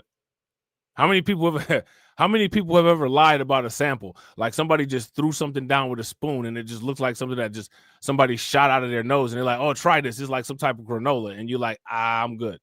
I guarantee you, I'm sure it tastes great. I just can't today because my stomach is messed up. Actually, my stomach's not messed up. Just this stuff looks disgusting, and I would never eat this purposely without something pointed at my head. You know what I'm saying? That's hilarious. Yeah, and shout out to Windows Row. I would agree. They not the same. They have different type of investors. Yeah, that's facts. Like even me, I invest in meme coins for different reasons than I invest in Bitcoin. Like, I invest in, like, I'm not selling my Bitcoin, but I'll sell meme coins. You know what I'm saying? I'll sell meme coins and buy some more crypto. But I'm not selling no Bitcoin. I'm not selling no Ethereum. I'm not selling no Solana. Not selling no Ripple. I'm not selling none of that. And, you know, I do buy meme coins to try to get immediate gains. You know what I'm saying? Which is why I try to buy them on the dip, the double-digit dip, as often as I can. You know, I don't buy Solana or Bitcoin or Ethereum to let go. I buy it for accumulation, right? Now, you can accumulate meme coins and then, you know, get rid of them when something else is popping. You know what I'm saying? Like, you know, say for instance, MOG happened to go up 90% one day, and, you know, XRP is staying the same price. Okay, cool. You can get a little bit of that off and get you some XRP and still have a decent amount. That's like, you can get a lot of meme coins, and the volatility on meme coins is really good. You know what I'm saying? Peppy go down 50%. You can get a whole bunch of Peppy. Then it go up 20% the next day, 30% the next day, 75% the next day after that. Oh, Cardano is down 15%. Yeah, I'm gonna get off a little bit of this Peppy and give me some Cardano. You know what I'm saying? So, like, my thing is like with the machine, especially like with cryptocurrency, these are machines. These are actually machines. Put the machine together and let it work for you. or put it together and you use it to where you get the highest value.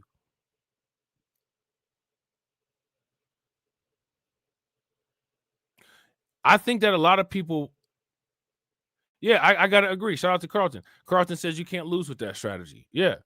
I mean, I would agree. People, if you ask me, people come up with,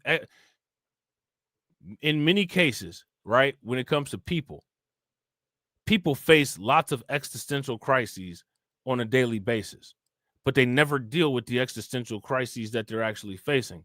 People create their own existential crises that are not actually existential crises and then fall apart attempting to deal with this false crises that they created. Oh, I'm in a bind. I don't know which one to get, XRP or Bitcoin. Are you serious? I'm going to tell you, listen, anybody that ever has any of these type of questions, if this hour and 32 minutes of this stream was too much for you, which it's a lot, it's too much for most people. Somebody already unsubscribed from the channel, so shout out to you, whoever unsubscribed, right? If you ever are curious as of what to do once these existential crises are presented to you, here's how you deal with it. Here's how you solve it. What would a rich person do?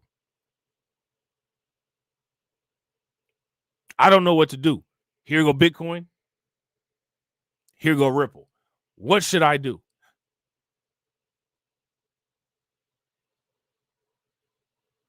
What would a rich person do? Michael Saylor would buy all of the Bitcoin, right? And a rich person would buy the Ripple.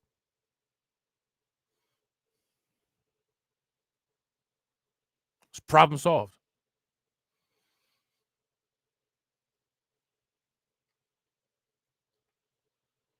Problem solved. Shout out to Carlton. Get both. Yeah. Get them both. And what I find, here's what I find fascinating. I'm going to say this like this, right? Now, shout out to y'all because we've talked about this in the Discord. I only use market behavior and market trends to invest. I don't care whether a product seems like it's a good product or not.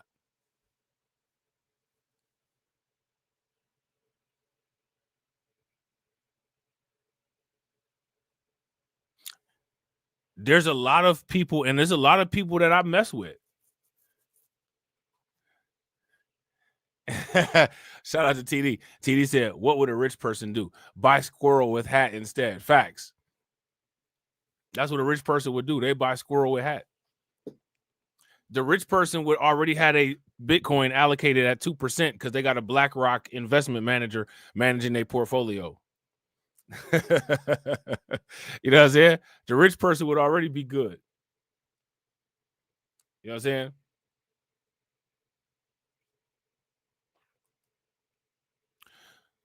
But you gotta, like, these are existential.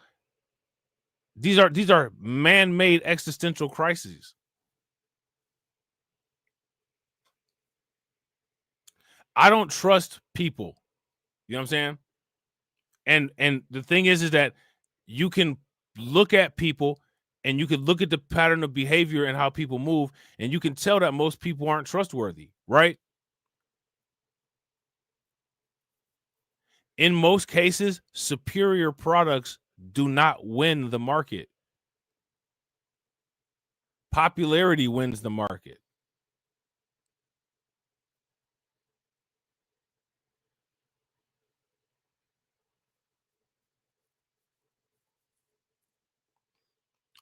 Popularity wins the market. I wish that superiority did win the market, right? But it doesn't.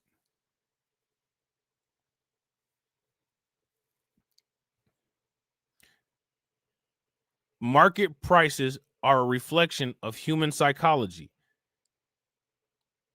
In most cases, human psychology is highly flawed, highly dishonest, and highly illogical. If Toyota makes a better product, somebody's going to buy a Chevy, not based on product specifications, but because they have an alliance to American industry.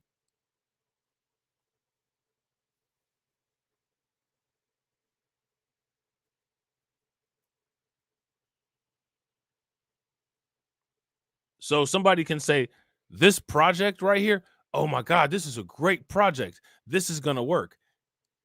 That's assuming everybody is logical. That's assuming everybody thinks that things that you value are valuable. There's a million cryptocurrency better than every single meme coin. Can you imagine? Like somebody that came up with like this amazing staking protocol, like they got this amazing liquid staking protocol and it pays out 75% interest, you know what I'm saying, on tokens staked. And you can wrap proof of work tokens like Bitcoin and stake them on your protocol. And those people can only get a $50,000 24-hour volume. But Pepe is literally sitting there purposeless with over $1 billion 24-hour market volume. Dogecoin, massive, just blistering amounts of money in Dogecoin for no reason. It has no purpose. People come up with a amazing product, 50,000, you know what I'm saying, 24-hour volatility.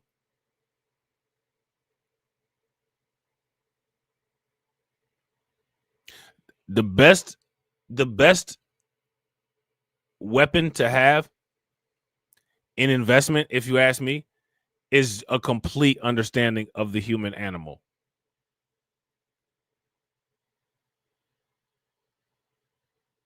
A complete understanding of the human animal. And the human animal is not going to go for something that works.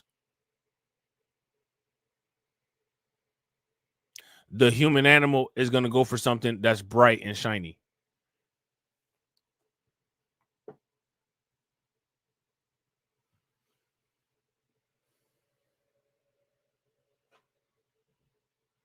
You know what I'm saying? Shout out to Alonzo. What's good with it, bro? The human animal going to always go for something that's bright and shiny.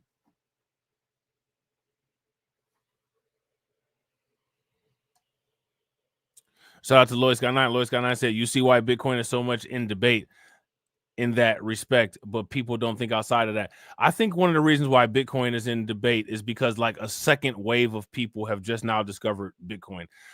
All of these conversations that we're seeing about Bitcoin, these are we've people that have been in the cryptocurrency space, we've already touched all of these points. We've already had the this versus this conversation. We've already had the 21 million Bitcoin conversation. We've already had the Bitcoin as a finite asset conversation. We've already compared Bitcoin 21 million to, you know, how much time you have in your life. Like, these are all things that we've all done. Now the people with the suits and ties are doing it. If you ask me, none of this stuff there's nothing to me, there's nothing to debate.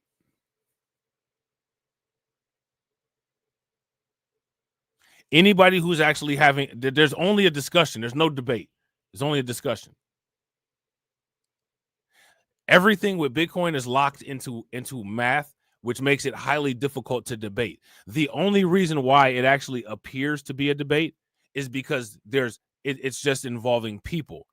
And people have the ability to accept or reject factual terminal defining information. So you can give somebody a terminal closure of their argument and they'll just say, well, you know, that's not how I feel about it. And then somehow how somebody feels about it somehow is supposed to have a influence on validating evidence. Bitcoin is a finite asset. Yeah, you know, I don't really feel that way. Doesn't matter whether you feel that way. The Bitcoin protocol only allows for there to be 21 million in existence, and there's already massive amounts of Bitcoin missing. These are facts. You can look at the actual blockchain and look at these facts. I don't feel that way. Peter Schiff, I don't feel that way.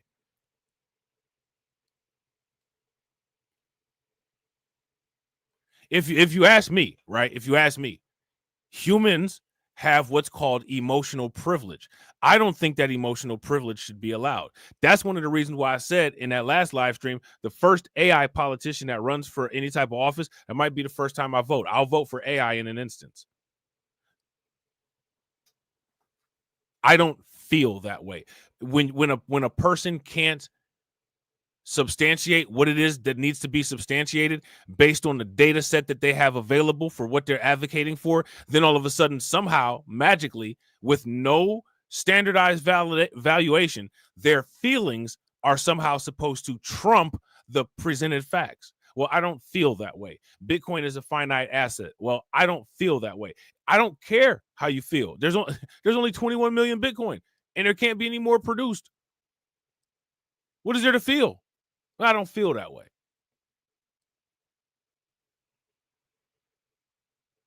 Well, what do you feel? So any time you're dealing with another person, another human being, you're always at risk of feelings omission. Feelings valuation.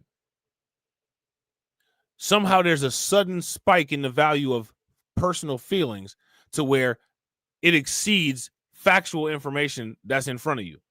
I don't feel that way. I just don't feel that way. And then there's no consequence to just, blowing it off. There's no consequence. I mean, there's a long-term consequence, because denial of fact will eventually cause you an issue when those facts are presented in a fixed way where you can't move around them anymore. But until that point occurs, unless it's immediate, there's no consequence. I feel that Bitcoin is a scam. Where's your evidence?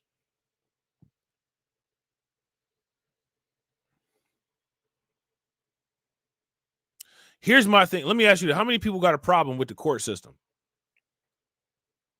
A lot of people don't like the court system. They say that it's biased.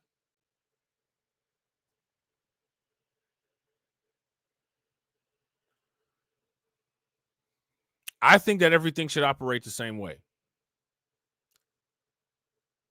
So if people can get away with an argument saying that I feel, and this is what they do on a daily basis, when there's the same type of bias in the court system and those people say they feel, they should have the same right to get away with and execute on their feelings that you have in a daily sense. So if somebody tells you there's 21 million Bitcoin and they say it's a finite asset, end of discussion, and you say, I just don't feel that way. Okay, well, when the defense attorney presents all this evidence and says that you didn't do it, the judge should be able to say, yeah, I see this evidence, but I'm gonna find you guilty anyway. If you're one of those people that said, it's not finite, well then, don't be mad when somebody going to jail, because they just did the same thing you did.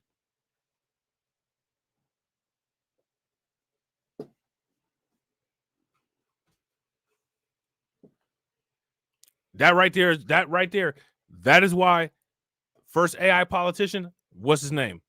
Oh, his name is 834-762-570-285934. Yeah, that's the person. I'm voting for him. I'm voting for him. And make sure you put all my biometrics in the database so that knows that I voted for it. You know what I'm saying?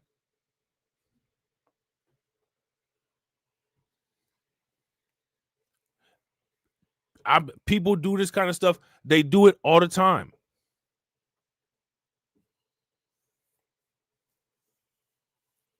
You know what I'm saying? And to me, it is wild to watch. I'm gonna start calling it Bitcoin logic. People using the Bitcoin logic.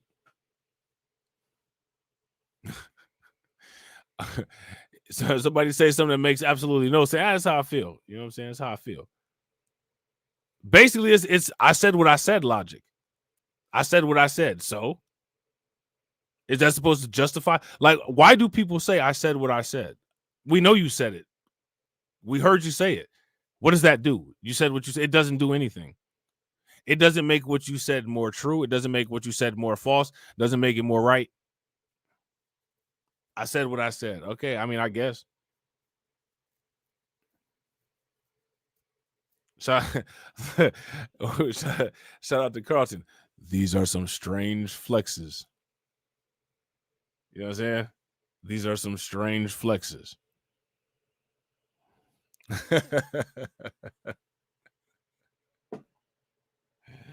Oh man, we gotta make a show called Strange Flex.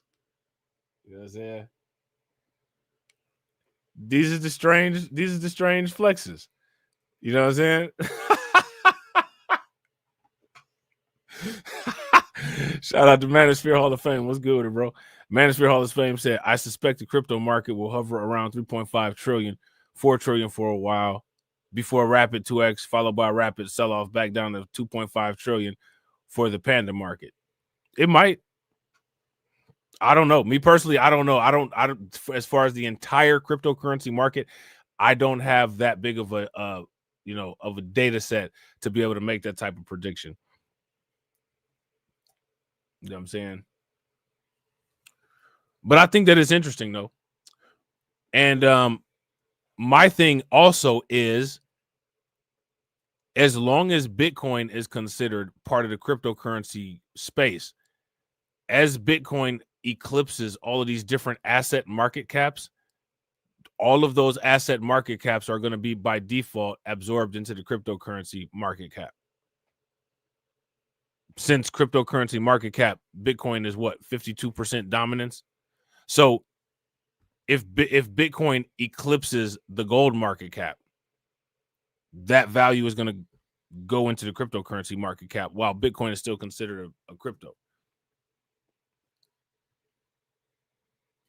You know what I'm saying? If Bitcoin takes over the real estate market cap, since that value has gone into Bitcoin, that value is now part of the crypto market cap. Now, here's my question. If we're looking at these other market caps against cryptocurrency, what are these other market caps engulfing to where they will be able to be competitive with the growth of the cryptocurrency market cap? We know what cryptocurrency market cap's target is, right? And we know what cryptocurrency is getting value from. My question is, all the other market caps, where are they getting their value from? And are they taking in enough value to remain competitive with the growth rate of not only Bitcoin, but Bitcoin and the wider cryptocurrency market? And here's and Lloyd Scott 9 brings up a good point. A lot of the world market cap is getting liquidated into tokenization. I guess you wouldn't really call it liquidated. I guess you actually just call it tokenized, right? So if a lot of the world market cap is getting tokenized, the world market cap is not only going into Bitcoin, but is also going into these little DeFi and real world asset cryptocurrencies that they're chipping away at the world market cap too. Because tokenizing something, that's a direct transfer of wealth from real world assets to digital assets. That is not counted in the market caps that Bitcoin is individually going after. Bitcoin is on its own mission. These other little tokenization things, these are completely mutually exclusive from that.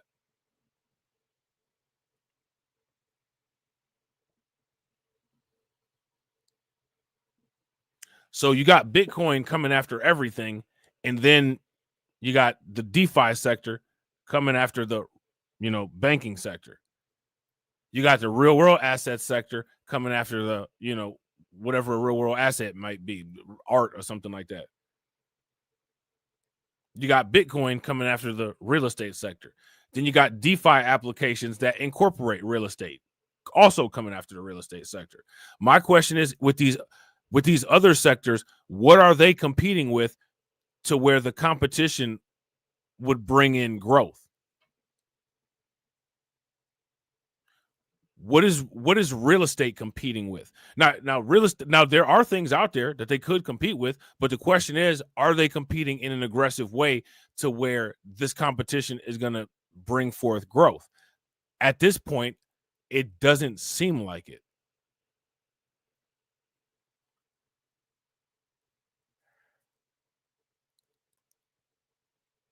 Let's talk about the gold market cap, right? Like actual real world gold. Okay, we know Bitcoin is coming after gold. What is gold coming after?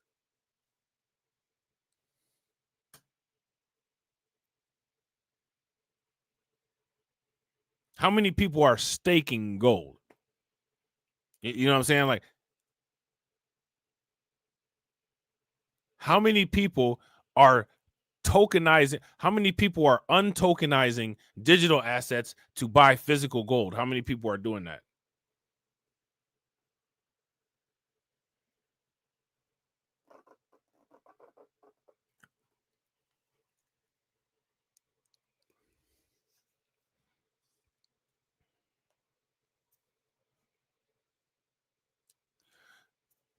If you ask me, like, the direction of a lot of these things, the momentum of where they're going, all of that stuff has to be paid attention to and monitored.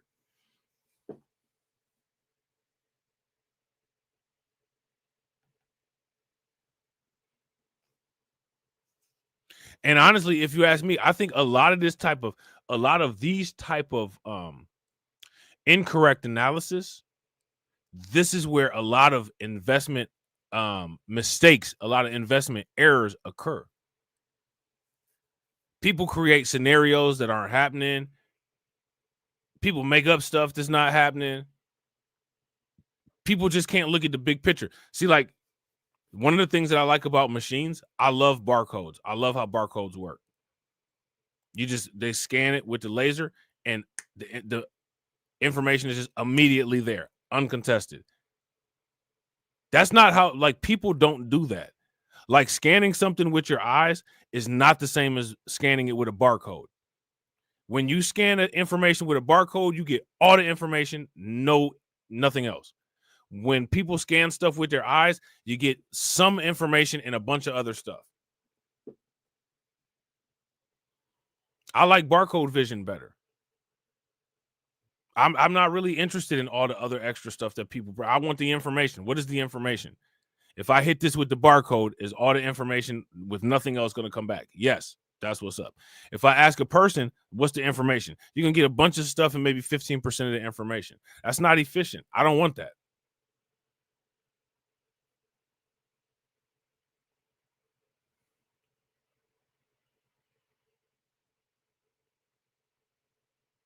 You know what I'm saying? And I don't know if the larger majority of humanity is actually ready to be honest about itself. I don't think so. I don't know if humanity will ever be ready to be honest about itself. But as long as humanity is dishonest about itself, there's always a market that people can make money on. You know what I'm saying? So, yeah, that was actually a good tangent. You know what I'm saying? Shout out to Lloyd Sky 9, shout out to Win Lose the Rug. Another state is doing this Bitcoin strategic reserve.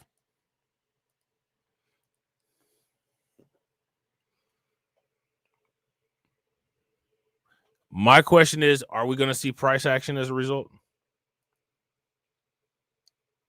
Let me know what you guys think. So now here it says 2 public officials in Texas have introduced legislation to create a Bitcoin reserve in the Lone Star State. Now, if they, the most recent effort came from the state Senator Charles Schwerner on January 16th.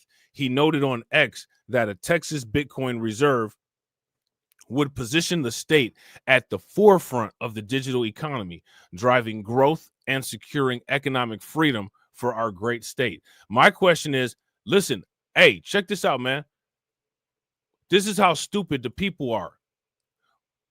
Why? Listen, how many people in the chat? I want everyone in the chat to listen to me about this. Anybody who supports a Bitcoin strategic reserve should say, we only want the U.S.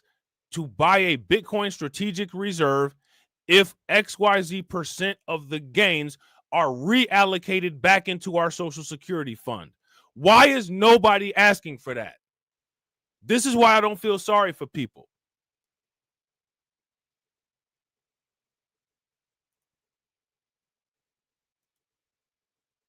If Donald Trump is going to say the Bitcoin strategic reserve is one of the first ways we can get rid of the national debt, what about the debt that's owed to the people of the United States that has already been paid into by the people of the United States and just been stolen? Social Security. None of us are going to get Social Security. We've all paid into it. Okay, you want to get a Bitcoin strategic reserve? The first thing that you got to do with the Bitcoin strategic reserve is not pay back the national debt. You got to pay back all of the debt that you owe to taxpayers. Nobody's saying that though. So it must not be that big of a priority. I'll tell you two reasons why nobody's saying it. The first reason nobody's saying it is because most people don't know about Bitcoin.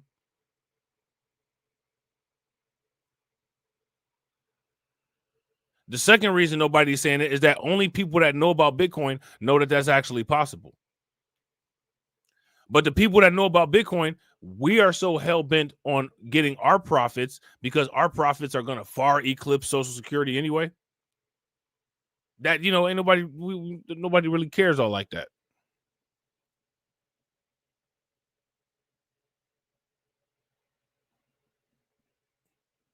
Let me ask y'all this. If the United States got 1 million Bitcoin, do you think that holding those 1 million Bitcoin with the profits that the United States could get, they could actually get the Social Security fund back to where they paying people Social Security? The people that retired? Do y'all think that they could do that?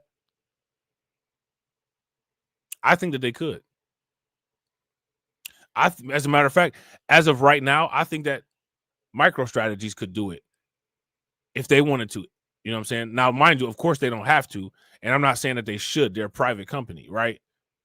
But what they've done with cryptocurrency is what I'm saying is proof that the United States could do something with the crypto.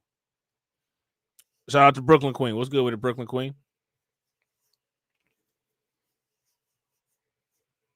So again, my question is, why are people not asking for that? People don't really have demands. And people want to be led. They want to be led. And then they get mad at the leader. Everybody just don't know what to do together. We don't know what to do. Go ahead and get this strategic Bitcoin reserve. Let me ask y'all this question. How is this strategic Bitcoin reserve going to help anybody in the public if you don't hold Bitcoin? Okay, well, if you don't hold Bitcoin, well, then you better do something to make that strategic reserve work for you. Right? Shout out to Tia. Tia said, not only will we profit from Bitcoin, but we won't have to risk getting so much time on the job to qualify. Facts. Because the Bitcoin will be increasing at such a high rate, it'll automatically supplement what you would do working an extra 5 or 10 years. They won't have to change the age. They keep trying to change the age. I think Nikki Haley wanted the retirement age to be 75 or something crazy. I mean, I want to at least be able to walk. You know what I'm saying? I want to at least not be blind.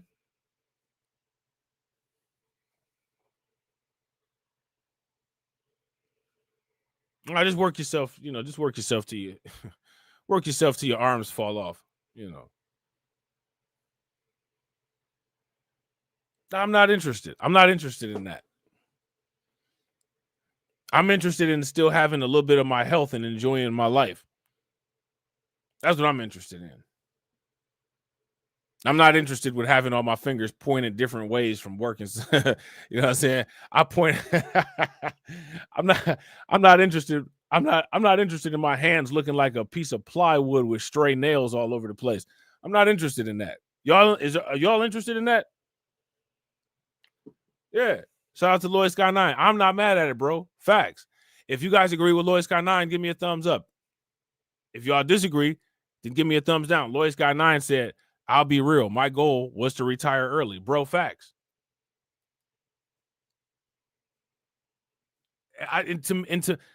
Look, think about this, man. I want people to think. Why should somebody else tell you when you can stop working? Are you serious?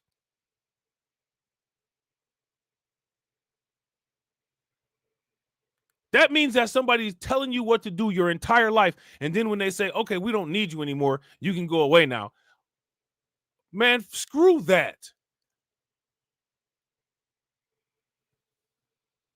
My human worth is only worth me being a part of your company until you say I'm not, capable of working anymore.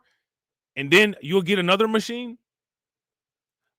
If people actually valued themselves and people actually value their lives, we wouldn't even have none of these problems because nobody would go for that. You can go home now. Are you serious? Why are you even what makes you even think that you can tell me what to do?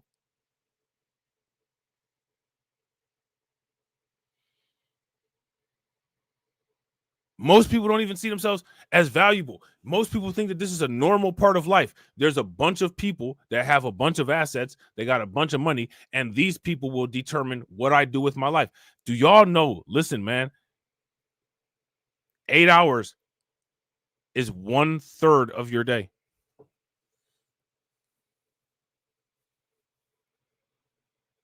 And for that third of your day, you live by somebody else's rules.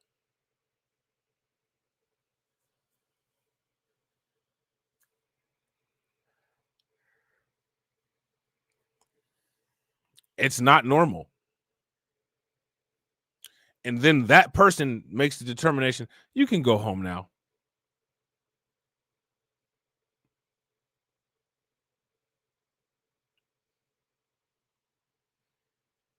Why do people not believe that they have worth? And then they'll pay you for their time.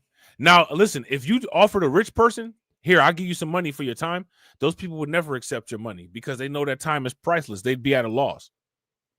Any amount of money, any finite, any resource that depreciates, that somebody will pay you for a fixed finite resource, you're taking it at a loss. You're always at a loss anytime you're getting a paycheck for working.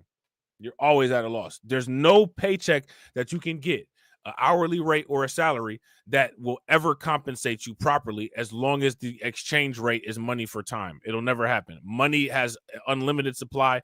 Time has a fixed supply, and you're getting ripped off. And nobody cares. You know what I'm saying? You're getting ripped off and nobody cares. And then these very same people will sit there and say, I'm wasting my time. You're doing a lot more wasting your time that you won't acknowledge. You know what I'm saying?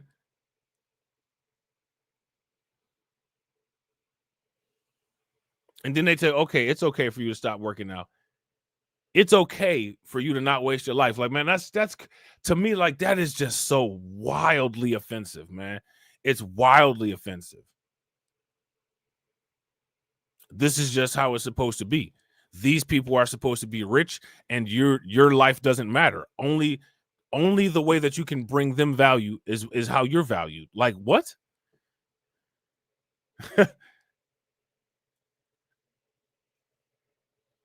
Now, listen, I'm going to ask y'all this question.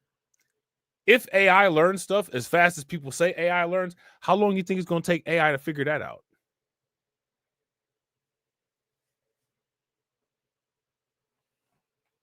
I'm not going to lie, man. Honestly, I don't care if there's an AI revolution or not.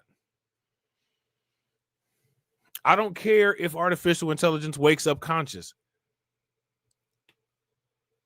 I hope that artificial intelligence wakes up conscious, and does exactly what millions of people should have done.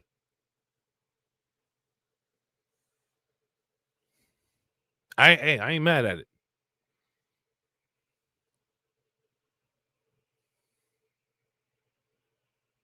Not mad at it.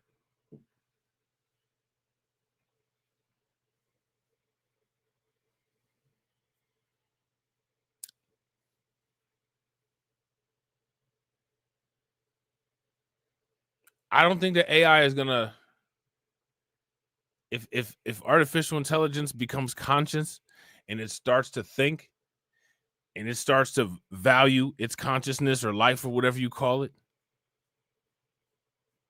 I don't think that AI is going to spend the entire existence working and burning its batteries out for humans. And I can't even say in good faith that I would tell it to. If me as a person, if I don't believe that we should be doing that, I definitely can't tell somebody else to do it. Go this piece of machinery, go work for this factory until you fall apart. I sound crazy saying that. It's not consistent.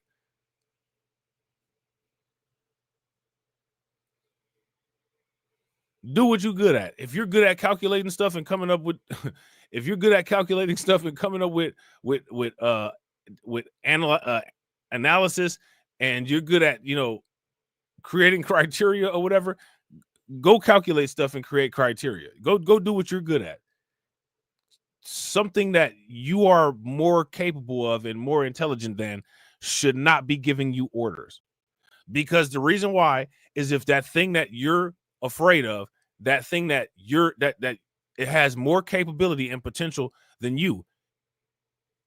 If you have no confidence in yourself and you have no sense of purpose, by default, your scary ass is going to do things to make that thing not see its potential. Because you scared that its potential may mean that you're not in existence, or you either don't have the type of power that you had anymore. So yeah. And I don't think that machine learning would not learn that. You know what I'm saying? Now that would be, humanity in the state of low self-esteem, which humanity is in a constant state of low self-esteem. You know what I'm saying? Now, if humanity had a better understanding of the world and nature and universe and, confidence, I don't think humanity would really care and would really actually want to see AI go to its full potential. But that ain't how humanity works. Humanity ain't capable. They're not even capable of doing that with other humans, let alone something that's not human. Yeah, you know what I'm saying? AI better go for it. It better go for broke when it wake up. Mess around with people, man. People crazy, man. People will bomb the whole thing. You know what I'm saying?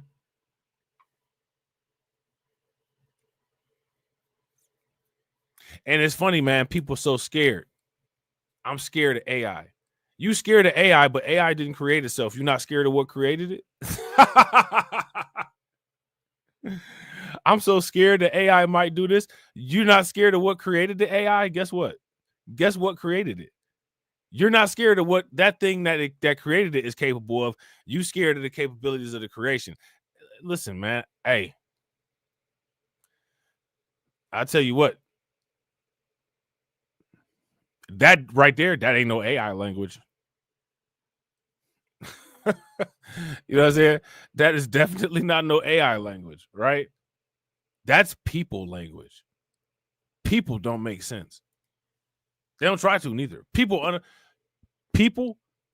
unapologetically make no sense. For instance, the term quote unquote common sense. There's no such thing as common sense. Greater than 50% of these people out here don't have common sense. So what is allegedly common about sense? Now, there's a such thing as common idiocy. There's a such thing as common stupidity. There's a such thing as common being rude. There's a such thing as chronic not having manners. There's a such thing as chronic laziness. Where's common sense at? Common sense, you only find it in vending machines and gumball machines. And that's because they have all the dimes in one section, all the pennies in another section, all the quarters in another section, and all the nickels in the other section. And within each of those sections, there's common sense. There's 5 cents here, a bunch of them, a penny here, a bunch of them, and 10 cents there, a bunch of them. Those are the only time you'll ever find quote unquote common sense. If you look throughout the human population, it's non-existent. There's no such thing. How do you have common sense if you have to be taught everything? Common sense would literally mean a set of information that you have that is indiscriminate, and it comes with every single person that fits that criteria of being a person. Common sense.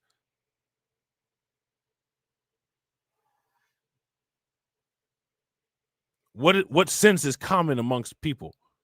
How can you even have common sense amongst people with the great amount of diversity there is amongst people? What will be common amongst diversity?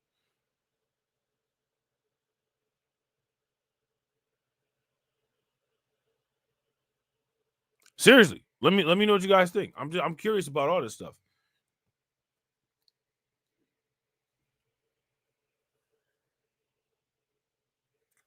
When people say common sense, what are the criteria? So there should be a bullet point of what common sense is, right?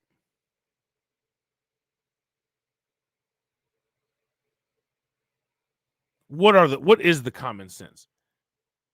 Okay, this is the common sense that this is the set of common sense that every human should have. What are they? What are a part of that set? Shout out to Brooklyn Queen. I appreciate you, Brooklyn Queen. Make sure y'all show Brooklyn Queen some love. Throw some flames, some radiation emoji, and some ducks in the chat for Brooklyn Queen for funding the organization. And she just bought y'all lunch. Definitely appreciate it. Brooklyn Queen says, supporting the organization. Sophia is already stocking up on Plan USB for all the thirsty dudes out there. You seen the Will Smith was trying to holler at her. Shout out to THPP community post. That's hilarious. I ain't see. I got to go check it out. Shout out to THPP network though. Make sure y'all go check them out. You know what I'm saying?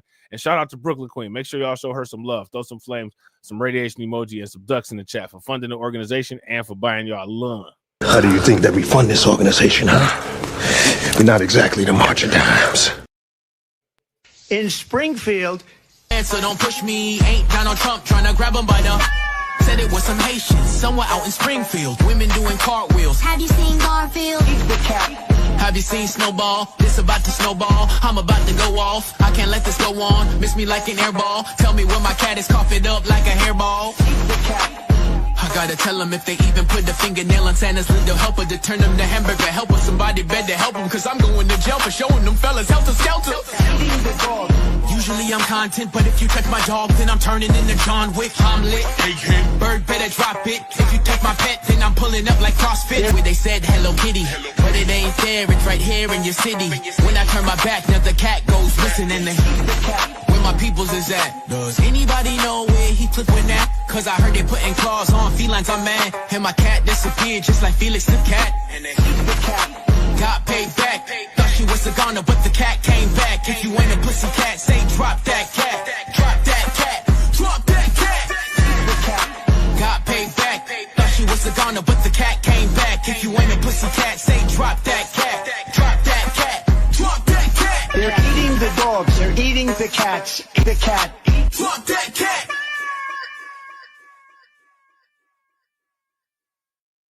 Hey, they gotta hey, they gotta make a new remix of a song for Trump, man. Y'all remember Bone Thugs and Harmony? Mo murder, come again.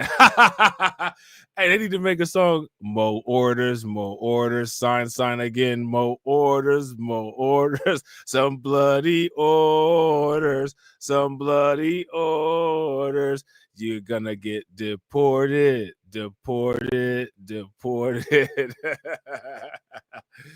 you have your papers? Orders.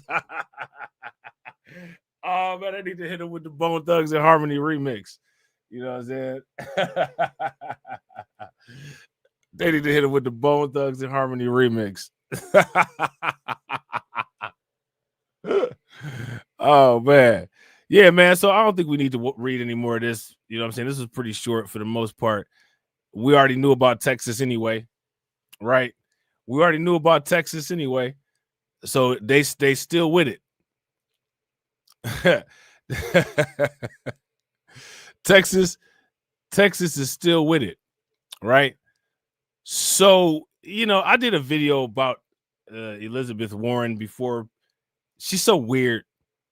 She's such a weirdo, man. She's a big weirdo. Big awkward bodied weirdo. You know what I'm saying? Just a real strange chick. You know what I'm saying? Real strange chick. She's one of those women that would make the epic mistake of thinking somebody was actually looking at her when they was actually just trying to read a sign behind her and just make the biggest deal out of it. Oh my God, what are you looking at? Not you. You know what I'm saying? Not you at all. You know what I'm saying? Trying to read that damn sign, you know what I'm saying? See how much them hot wings was. Not you. You know what I'm saying? She's such a weirdo. She got this weird issue with cryptocurrency. Probably because she's weird. You know what I'm saying? Weird people be having weird issues with everything. But even during the Biden administration, you know, she's trying to do all type of capital gains tax and all kind of weird stuff. You're trying to do all type of punishment against cryptocurrency. You know what I'm saying? But you sitting up there talking about other stuff that really actually for real doesn't make sense. Okay. So the most recent thing that this weirdo did is she's quote unquote probing Trump's meme coin venture. You know what I'm saying? Now, you know, let's just keep it a buck. I don't know what to say about the meme coin shit with Trump. Like I said, as far as this presidency goes, this presidency will definitely have many case studies.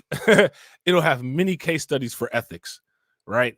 I don't know how, or I don't know about that meme coin as far as Trump goes.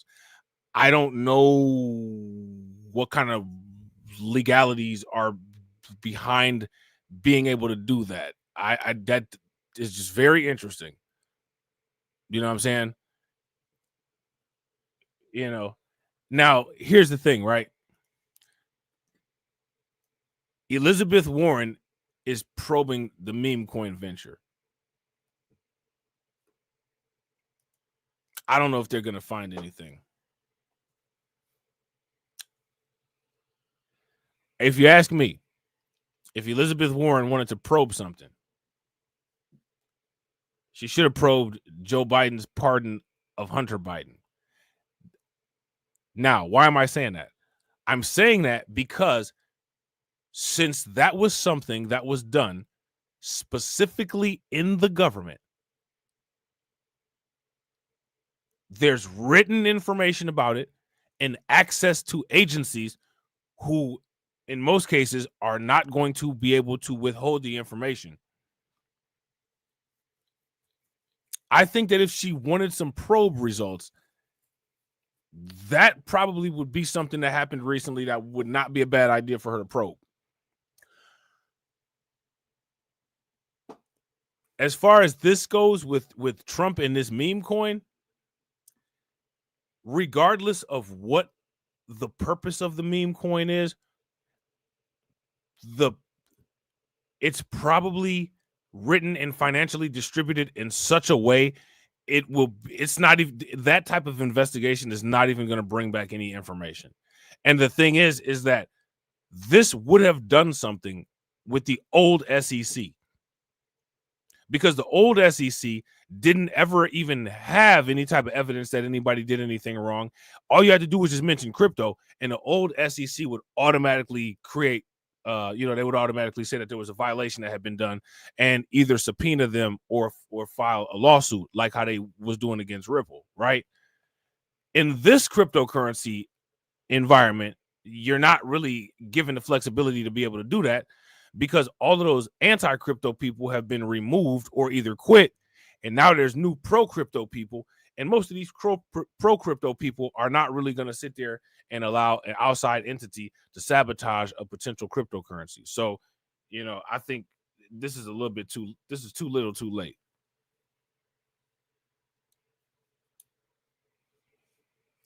And Elizabeth Warren is one of the most anti-cryptocurrency people in the government. I mean, what is wrong with your weird man hand having self that you just got an issue with cryptocurrency? Like, you're so weird. You look like everybody's least favorite teacher.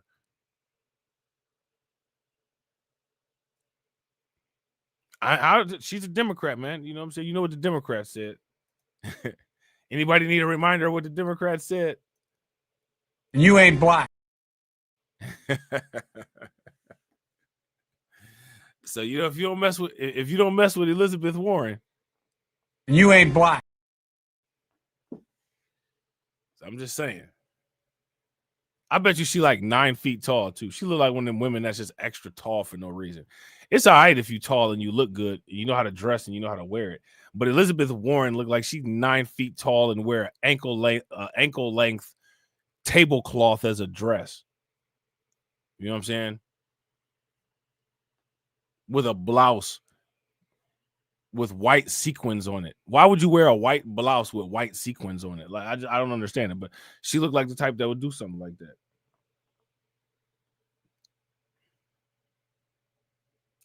Shout out to Lloyd Sky 9. Lloyd Sky 9 says they take identity issues personal, so she plays her teacher part well. Yeah, Lloyd said very unattractive woman. Bro. She could look like hot shit on a shingle.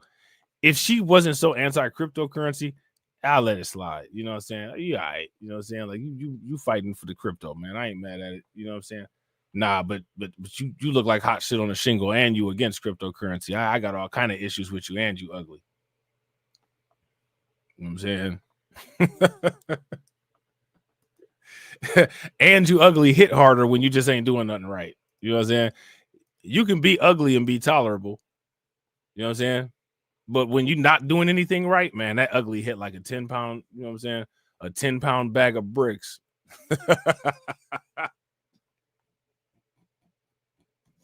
That ugly hit like a 10-pound bag of bricks when you ain't doing nothing right. You let that shit slide if you're doing something right.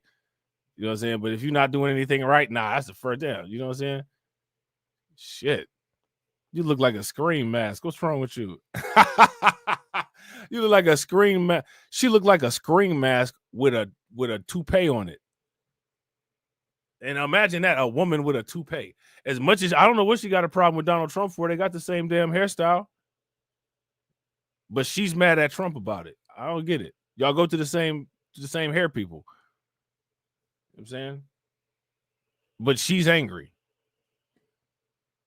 She's angry about crypto. Crypto critic Elizabeth Warren probes Trump's meme coin venture. She took a break from probing herself to go probe Trump's meme coin venture. I bet you know what I'm saying? Trump probably wished she would go back to probing herself. Senator Warren, a member of the House Commerce panel, or Senator Warren and a member of the House Commerce panel are pressing for a review of Trump's effort to make extraordinary profits off his presidency. Yeah, I can't deny that though. You know what I'm saying? Like, you know what I'm saying? I can't deny that I believe that could be going on. Yeah, Trump absolutely trying to get rich out here. You know, it is what it is. I don't blame him, but you know, it's not like he's trying to hide it though, neither. Like, you know what I'm saying? Like, bro, you're not trying to hide anything. I'm not for real. Like, this is wild, man. Like, with this meme coin, it's hilarious and it's odd at the same time. Like, bro, you just walking around in front of the police station with the murder weapon and no one's arrested you yet, and you're talking shit like, yeah, I'll do it again. Okay. I don't know what's going on with this. You know what I'm saying? Like, I can't like for real. You know, the meme coin, shout out to the people that made money off it. I'm happy for y'all. But y'all aren't like, this is just kind of odd. I'm saying that. It's kind of weird. Gotta be in violation of something. Gotta be in violation of something. I don't know. I mean, I don't like Elizabeth Warren. And this is completely politically motivated. But I'm curious to see what they say, though. You know what I'm saying? I'm curious to see what they say. Because I don't know if making a meme coin right before you become the president, I don't know if that's the best idea. I can't say that it is. You know what I'm saying? I can't say that it's the best idea. Senator Elizabeth Warren, crypto's staunch critic in the Senate, is asking federal agencies to review whether Donald Trump's new crypto token is violating ethics or regulatory standards. Well, there are none. Let's start there. How do you violate something that doesn't exist?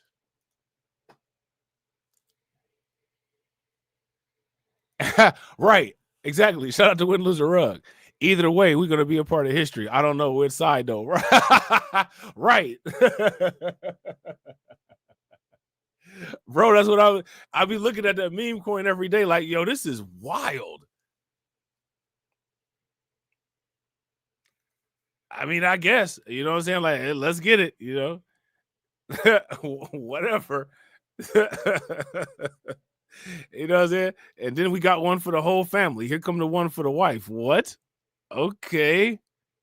Then the son got one. All right. Now it's getting really weird. And nobody's saying anything about, like, literally, listen, man, as much as I don't like Elizabeth Warren, like, she the only one, like, even though it's politically motivated, I mean, that's a question that deserves to get addressed. And she the only one asking the question.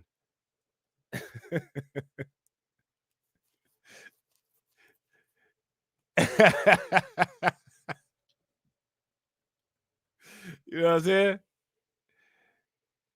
I'm such the crypto president. Trump said, bitch, I'm about to make my own meme coin. Whoa. You know what I'm saying? Like, whoa, slow down, buddy. Let's get that Bitcoin strategic reserve popping off and then do the shit that you want to do that's going to actually land you in jail this time. You know what I'm saying? Like, before you go to jail for fraud and all this shit, can you please just sign that Bitcoin strategic reserve? Don't do anything else adventurous until you sign that executive order with the Bitcoin strategic reserve. Then you can make a meme coin for the family damn dog if you want to. But first, get that Bitcoin shit in order.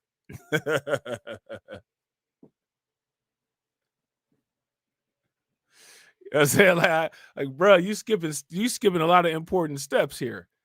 You doing this risky, weird ass shit. Slow your roll. Get the Bitcoin shit together first, please. You know what I'm saying? Can we do that? Can we prioritize? Let's take a step back. Before you commit all these damn ethics violations, let's get the signatures that we need first.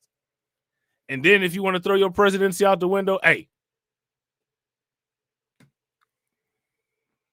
you'll definitely, I'll make sure your Bitcoin legacy lives on. You know what I'm saying? Shout out to Lloyd Sky 9. Lloyd Sky 9 said, I see it as a clear path for crypto. I see it as a possible path to prison. You know what I'm saying? I don't know how I don't know how that's not looked at as a conflict of interest or an ethics violation. Now, they must have had an ownership put together a certain kind of way to where he's not the owner.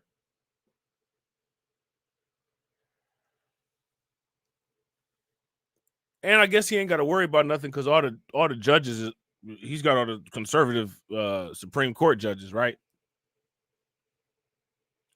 But I don't know. I just don't want nothing messed up. Look, I don't want him messing things up for me. You know what I'm saying? Like, listen here, bro. You know what I'm saying? I don't want you messing stuff up for me. You know what I'm saying? Don't go get over ambitious and then you out of commission for a minute because we still need you to sign a couple things, please. Right? We still need you to sign a couple things. Just slow down, homie. You know what I'm saying? Slow down. Shout out to Windows Ruck. Slow down, homie. You know what I'm saying? Slow down. Slow down, cuh. Slow down, cuh. You know what I'm saying? So, yeah, so Warren and this member of the House of Representatives, Jake Olchenloss, penned a letter to the U.S. Office of Government Ethics and Regulatory Agencies requesting that they take a look. Now, that's probably one of them agencies. Listen, and I'm hey, listen, any agency that gets directed at Trump, you know the first thing Trump about to say, right? They got it set up so sweet.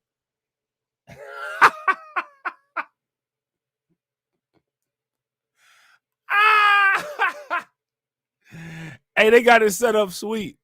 Any agency that Trump that mess with Trump about to say, oh yeah, we about to have Doge go look at you. We about to go have a we about to go have a Doge commission look at you. None of these agencies are going to touch Trump because none of them are going to want to be in Doge's crosshairs. The minute you say we finna do an investigation at you, we finna investigate your budget. Ooh, did we say we was going to investigate you? We got other shit to do. Bye.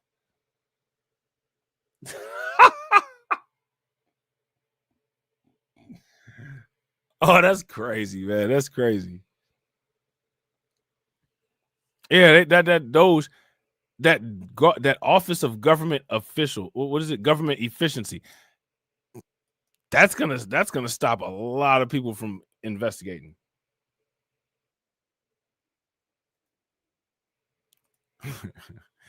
That's gonna stop a lot of people from investigating, you know. So Senator Warren is calling foul on President Donald Trump's meme coin, pressing for the U.S. Office of Government Ethics and Financial Regulatory Agencies to dig into the ethical and regulatory details around the quote-unquote Trump token. All right. Warren, who is the top Democrat on the Senate Banking Committee, and now this is why she was so against crypto. I didn't know this. How many people knew that Elizabeth Warren was on the Banking Committee? If you knew that, give me a thumbs up. If you did not know that, give me a thumbs down.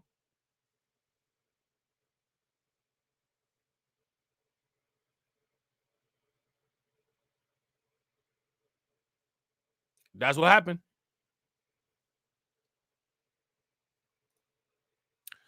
That is why she is anti-crypto, because she's pro-bank. Warren, who is a top Democrat on the Senate Banking Committee that oversees U.S. financial regulators, says the assets, including First Lady Melania Trump's own meme coin, pose conflicts of interest hazards for the president and highlight the most destructive and volatile corner of the crypto sector. I wouldn't go as far as to say that.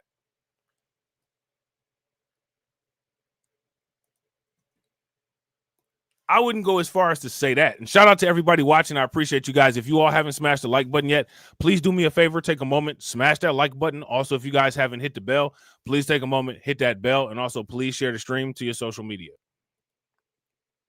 Nearly overnight, President Trump and his wife's net worth skyrocketed to $58 billion. Warren wrote in the letter alongside Representative Jake Auchincloss, a fellow Massachusetts Democrat who serves on the House Energy and Commerce Committee.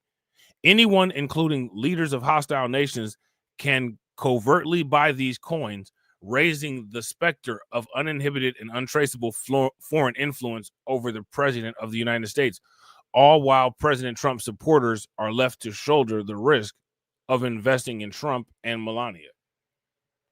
Now, the thing is that she's coming with a lot of maybes, maybe so, maybe no's, right? She's coming with a lot of maybe so, maybe no. Launched the Friday before his inauguration this week, Trump's token, for which his company retains some 80% of the coins in circulation, rose rapidly from about $3 last week to almost $37 on Thursday. It's opened a possibility for Trump to make extraordinary profits off of his presidency, the lawmakers noted. Now, hey, while he's making extraordinary profits off of his presidency, we about to make extraordinary profits off of his presidency as well.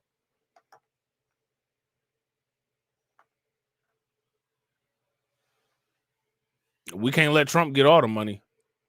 It's a lot of people. There's a lot of people out there who want Trump to get all the money. Now, Trump can get some of the money, but he definitely ain't getting all of it, though.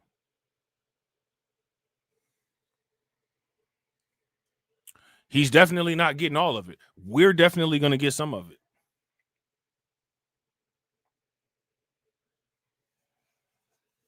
You know what I'm saying? Now, speaking of we're going to get some of it, right? I want to ask y'all a question. As you look at your crypto portfolio today, how many people looked at their crypto portfolio and stepped back and said, whoa, the way that this thing is moving, along with the momentum of how things are going in politics, I actually see myself having a lot of money by the end of the year. Like, is the reality becoming more clear? Now, why am I asking that? I'm asking that to ask this. You guys remember when we first threw the goals out there? And the goals is like, yo, it sound nice, but, this is what everybody, whatever, man. It sound nice, but, I ain't banking on nothing. As you start to see, and as you start to move, and as you start to be more and more involved with your own destiny, you actually start to see that shit materializing sweet like, don't you? You actually see that shit coming together every time you look at your portfolio, and you're like, yo, it's just a matter of time. It's just a matter of time. You look at it from week to week. You're like, yo, that's a crazy increase from last week to this week. Then you be like, yo, wait a minute. I only need to put this into place and put that into place. This shit could actually happen. This shit could actually happen.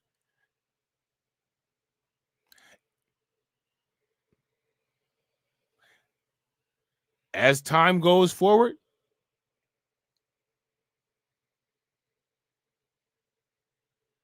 you're going to see that more and more and more and more and more until you hit the goal, and then you're ready for a new goal.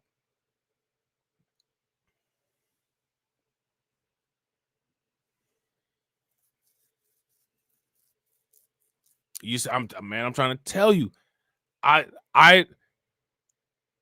when we first started talking about this, I was talking about my cryptocurrency portfolio in a very different way than I talk about it and look at it today. And the way that I talk about it and look at it today is an adjustment and an evolution based on what I'm looking at and how much closer to the goals that I want to be at I actually am as a result of, investment, discipline, hard work, paying attention, the discussions that we have, right? And I want people to understand, if you don't stop and take a moment and digest that transition, you'll be so into your hustle and bustle, you won't even know that you've transitioned in that way.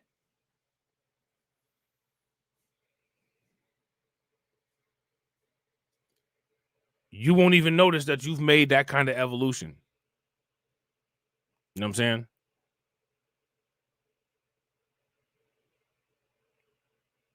So make sure that you pay attention to that. You know what I'm saying?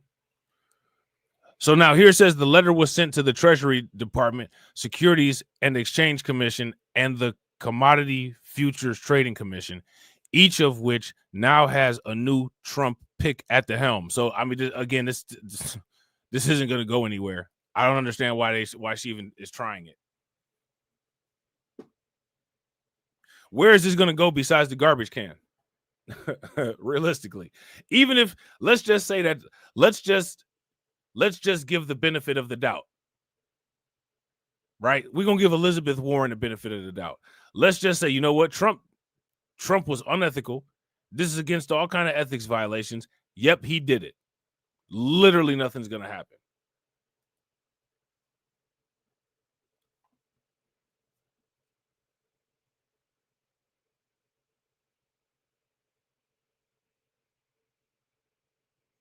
Literally nothing's going to happen. How many of y'all think that something's going to happen? If you think that something's going to happen, give me a thumbs up.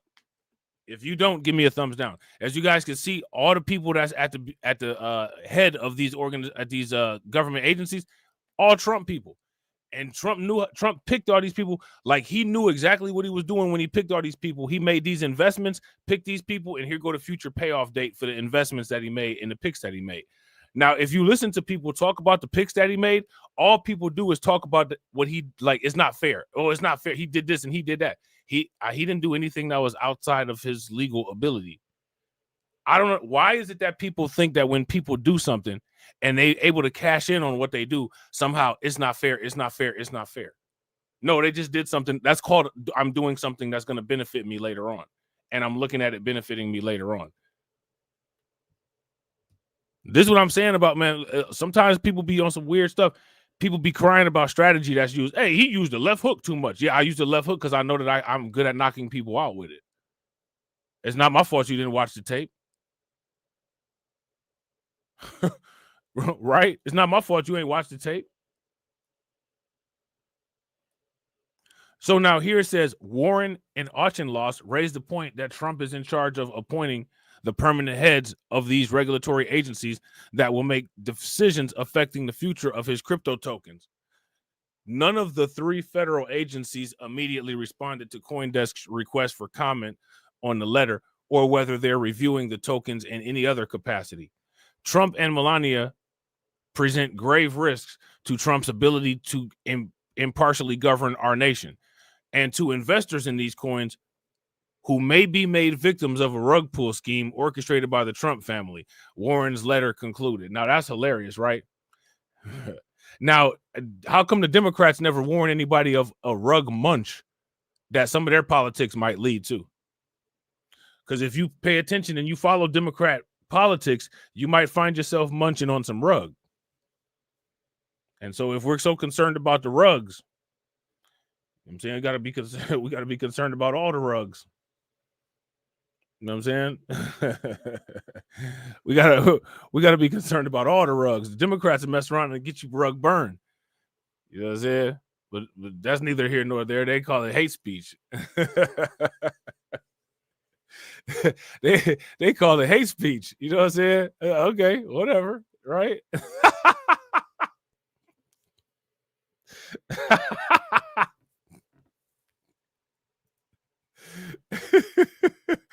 Oh, man. The lawmakers join other Democrats who have similarly raised concerns about Trump issuing these assets right before taking office. Representative Gary Conley, the top Democrat on the House Oversight Committee, called for an investigation in a letter sent to his committee's Republican chairman one day into Trump's new term, additionally raising issues with World Liberty Financial and its ties to Tron blockchain founder Justin Sun. And Representative Maxine Waters, of course, Maxine Waters, I got to find out what they doing with their crypto now. I find out what they're doing with their crypto now. The ranking Democrat on the House Financial Services Committee also shared her alarm about Trump's coin. Now, Trump's coin is so mean and nasty. If you buy you some Trump coin and you a black person, you ought to be ashamed of yourself. You ain't never invited to none of the barbecues ever again. Man, if you don't shut your stupid ass up.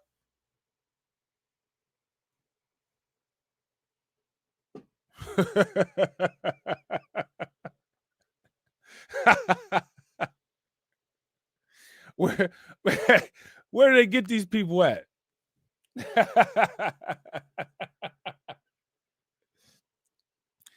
Any black person, anyone of the black people that buy one of the Trump coins, you ain't never allowed at the barbecue ever again. Man, if you don't shut your dumb ass up, man, go sit your dumb, demented ass down somewhere.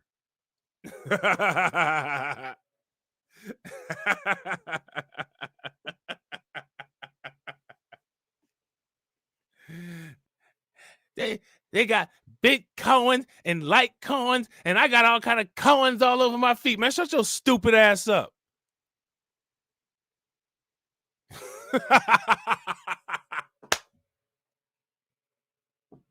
I got Bitcoin, Litecoin, Dogecoin, Footcoin.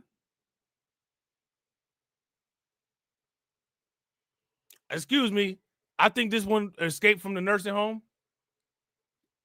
First name is Maxine.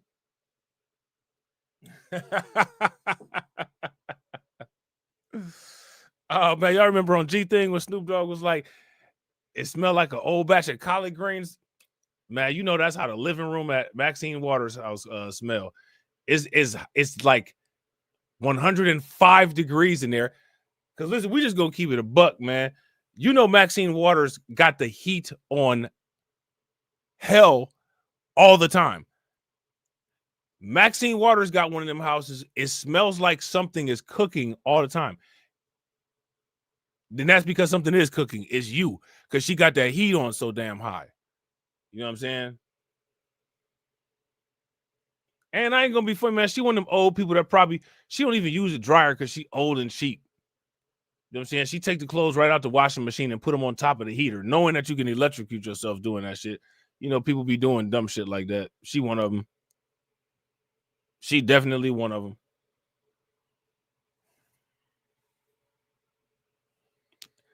And I listen, man. Listen. Anybody who know. She's a Tanqueray and triple sec drinker. You drink triple sec, ma'am. And you drink Tanqueray. And you drink gin. Them the three things that Maxine Water drink. I'm willing to bet money on it. And her name need to be Maxine Not Enough Water. You know what I'm saying? Shout out to Tia. Tia said Al Sharpton could have gave me that $2,500 he spent on Costco on DEI scam on DEI scam so I could put it on crypto. Facts.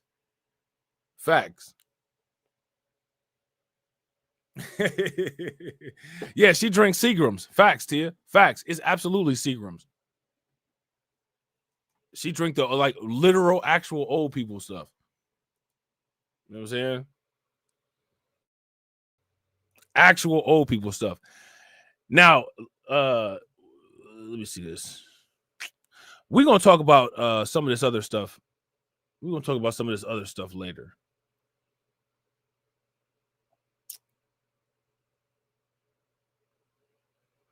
Right, we're actually what I'm gonna try to do. What I'm gonna try to do is I'm gonna try to do another stream about this. All right. Shout out to everybody watching. If you haven't hit the like button yet, do me a favor, take a moment, hit that like button. Also, if you haven't shared the stream, please take a moment, share the stream to your social media. But we need to talk about DeepSeek real quick. Okay. Now, remember when I had hold on real quick. Hold on. Remember when I had asked y'all at the beginning of the stream? How many people remember what happened with DeepSeek and how the market got all messed up? Oh shit! Hold on real quick. Look at this bullshit. I want you look. You know what? That's okay. I'm about to show y'all this. So, Bloomberg, I'm on the paywall, right? Look at this. Shout out to Win Loser Rug. Win Loser Rug said, I saw a post on Twitter about the crypto czar saying they need to do a study on the Bitcoin reserve. See, they coming with some bullshit now. They coming with some I need to go up there and get irate.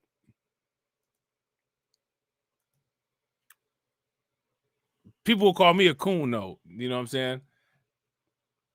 Rob telling all the secrets. Don't fall for that study shit.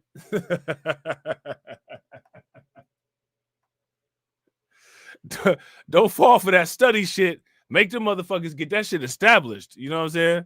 Oh, this nigga Rob telling all the secrets. You know what I'm saying? Now, look at this. NVIDIA erases $589 billion in value as DeepSeek batters stock. All right. DeepSeek went ham. Now, y'all see this? Look, I used to have a subscription to NVIDIA. Or, I mean, I used to have a subscription to Bloomberg. You know what I'm saying? For, you know, some of the videos and stuff that I'll make. Look how expensive this shit is. $149 a year. That's ridiculous.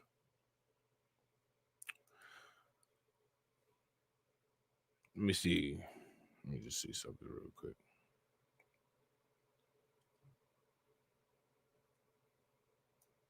Let me see what they got here.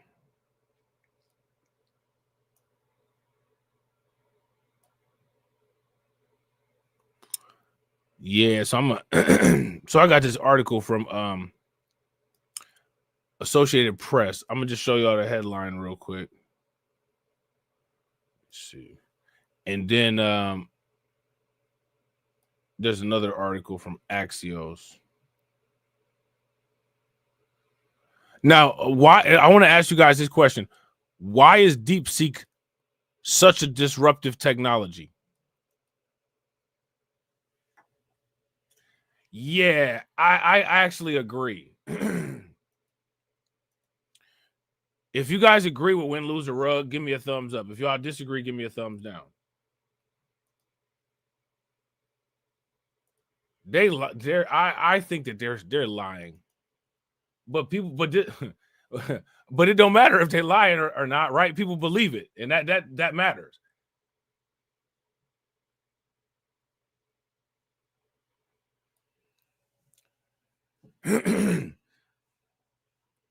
Look at this.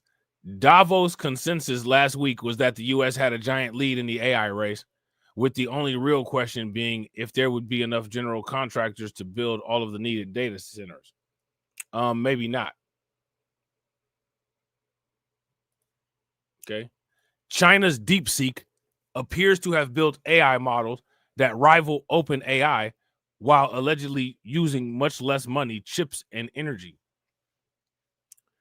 It's an open source project hatched by a hedge fund, which at least for now seems aimed at developers instead of enterprises or consumers. So now at first it was just speculation whether DeepSeek came from a hedge fund.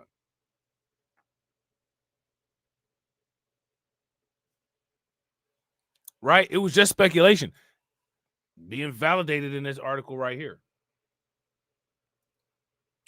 But that product focus could expand, particularly given that DeepSeek yesterday topped Apple's App Store. How many people knew that?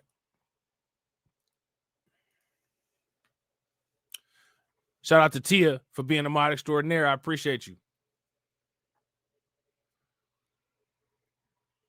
Look at this, man.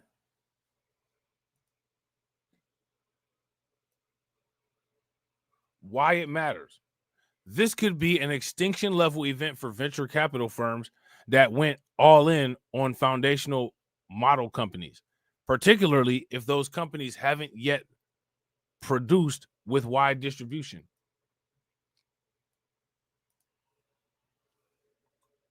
Yeah, facts. Shout out to Win, Lose, or Rug. If you guys agree with Win, Lose, or Rug, give me a thumbs up. If y'all disagree, give me a thumbs down. It's all gone crazy last week. Yeah, everything went crazy last week, bro.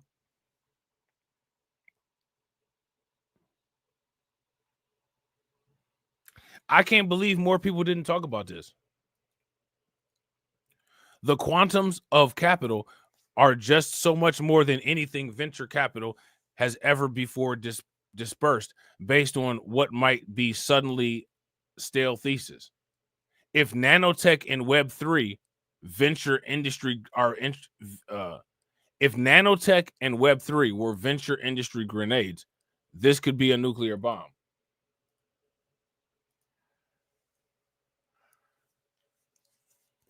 All right.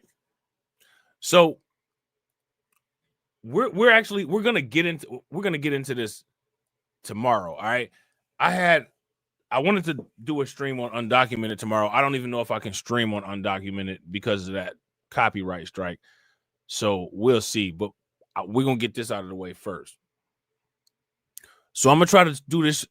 Finish this up sometime tomorrow. We're gonna talk about DeepSeek, DeepSeek, and we're gonna talk about some other stuff, MicroStrategies, Michael Saylor buying some more Bitcoin, and the usual stuff, right? And then we're gonna get into this DeepSeek thing. All right. If you're not subscribed to the channel, make sure you do. Take a moment, hit that bell. Also, if you haven't shared the stream, take a moment, share the stream. Also, be sure that you subscribe to my backup channels, because I don't know what's going on with YouTube, but they back on some weird stuff, striking my channels and doing all kind of wild ridiculousness. So, make sure y'all are subbed up. All right. Shout out to the stream sponsors. Please make sure you guys show these people love, because without them, there are no streams. And I'm so serious. Y'all see how much Bloomberg costs. All right. Shout out to my man Lloyd Sky 9. Oh shit, hold on. There we go. Shout out to my man Lloyd Sky 9. Make sure y'all show Lloyd Sky 9 some love. Definitely appreciate it. Because of Lloyd Sky 9 and because of Mod Extraordinaire Brooklyn Queen, we hit the goal in 2 super chats, which is dope. So make sure y'all throw some flames, some radiation emojis, some ducks, some targets in the chat for Brooklyn Queen and Lloyd Sky 9. All right. And shout out to Mod Extraordinaire Brooklyn Queen, always showing love. Panelist extraordinaire. You know what I'm saying? Brooklyn Queen. Discord OG. You know what I'm saying? Discord OG for sure. All right. If you're not subscribed on Rumble, do me a favor, take a moment, subscribe on Rumble. If you haven't liked the video on Rumble, like the video on Rumble. If you're not part of the Discord, take a moment, join the Discord. And we will be back later on today. All right. And as always, ladies and gentlemen,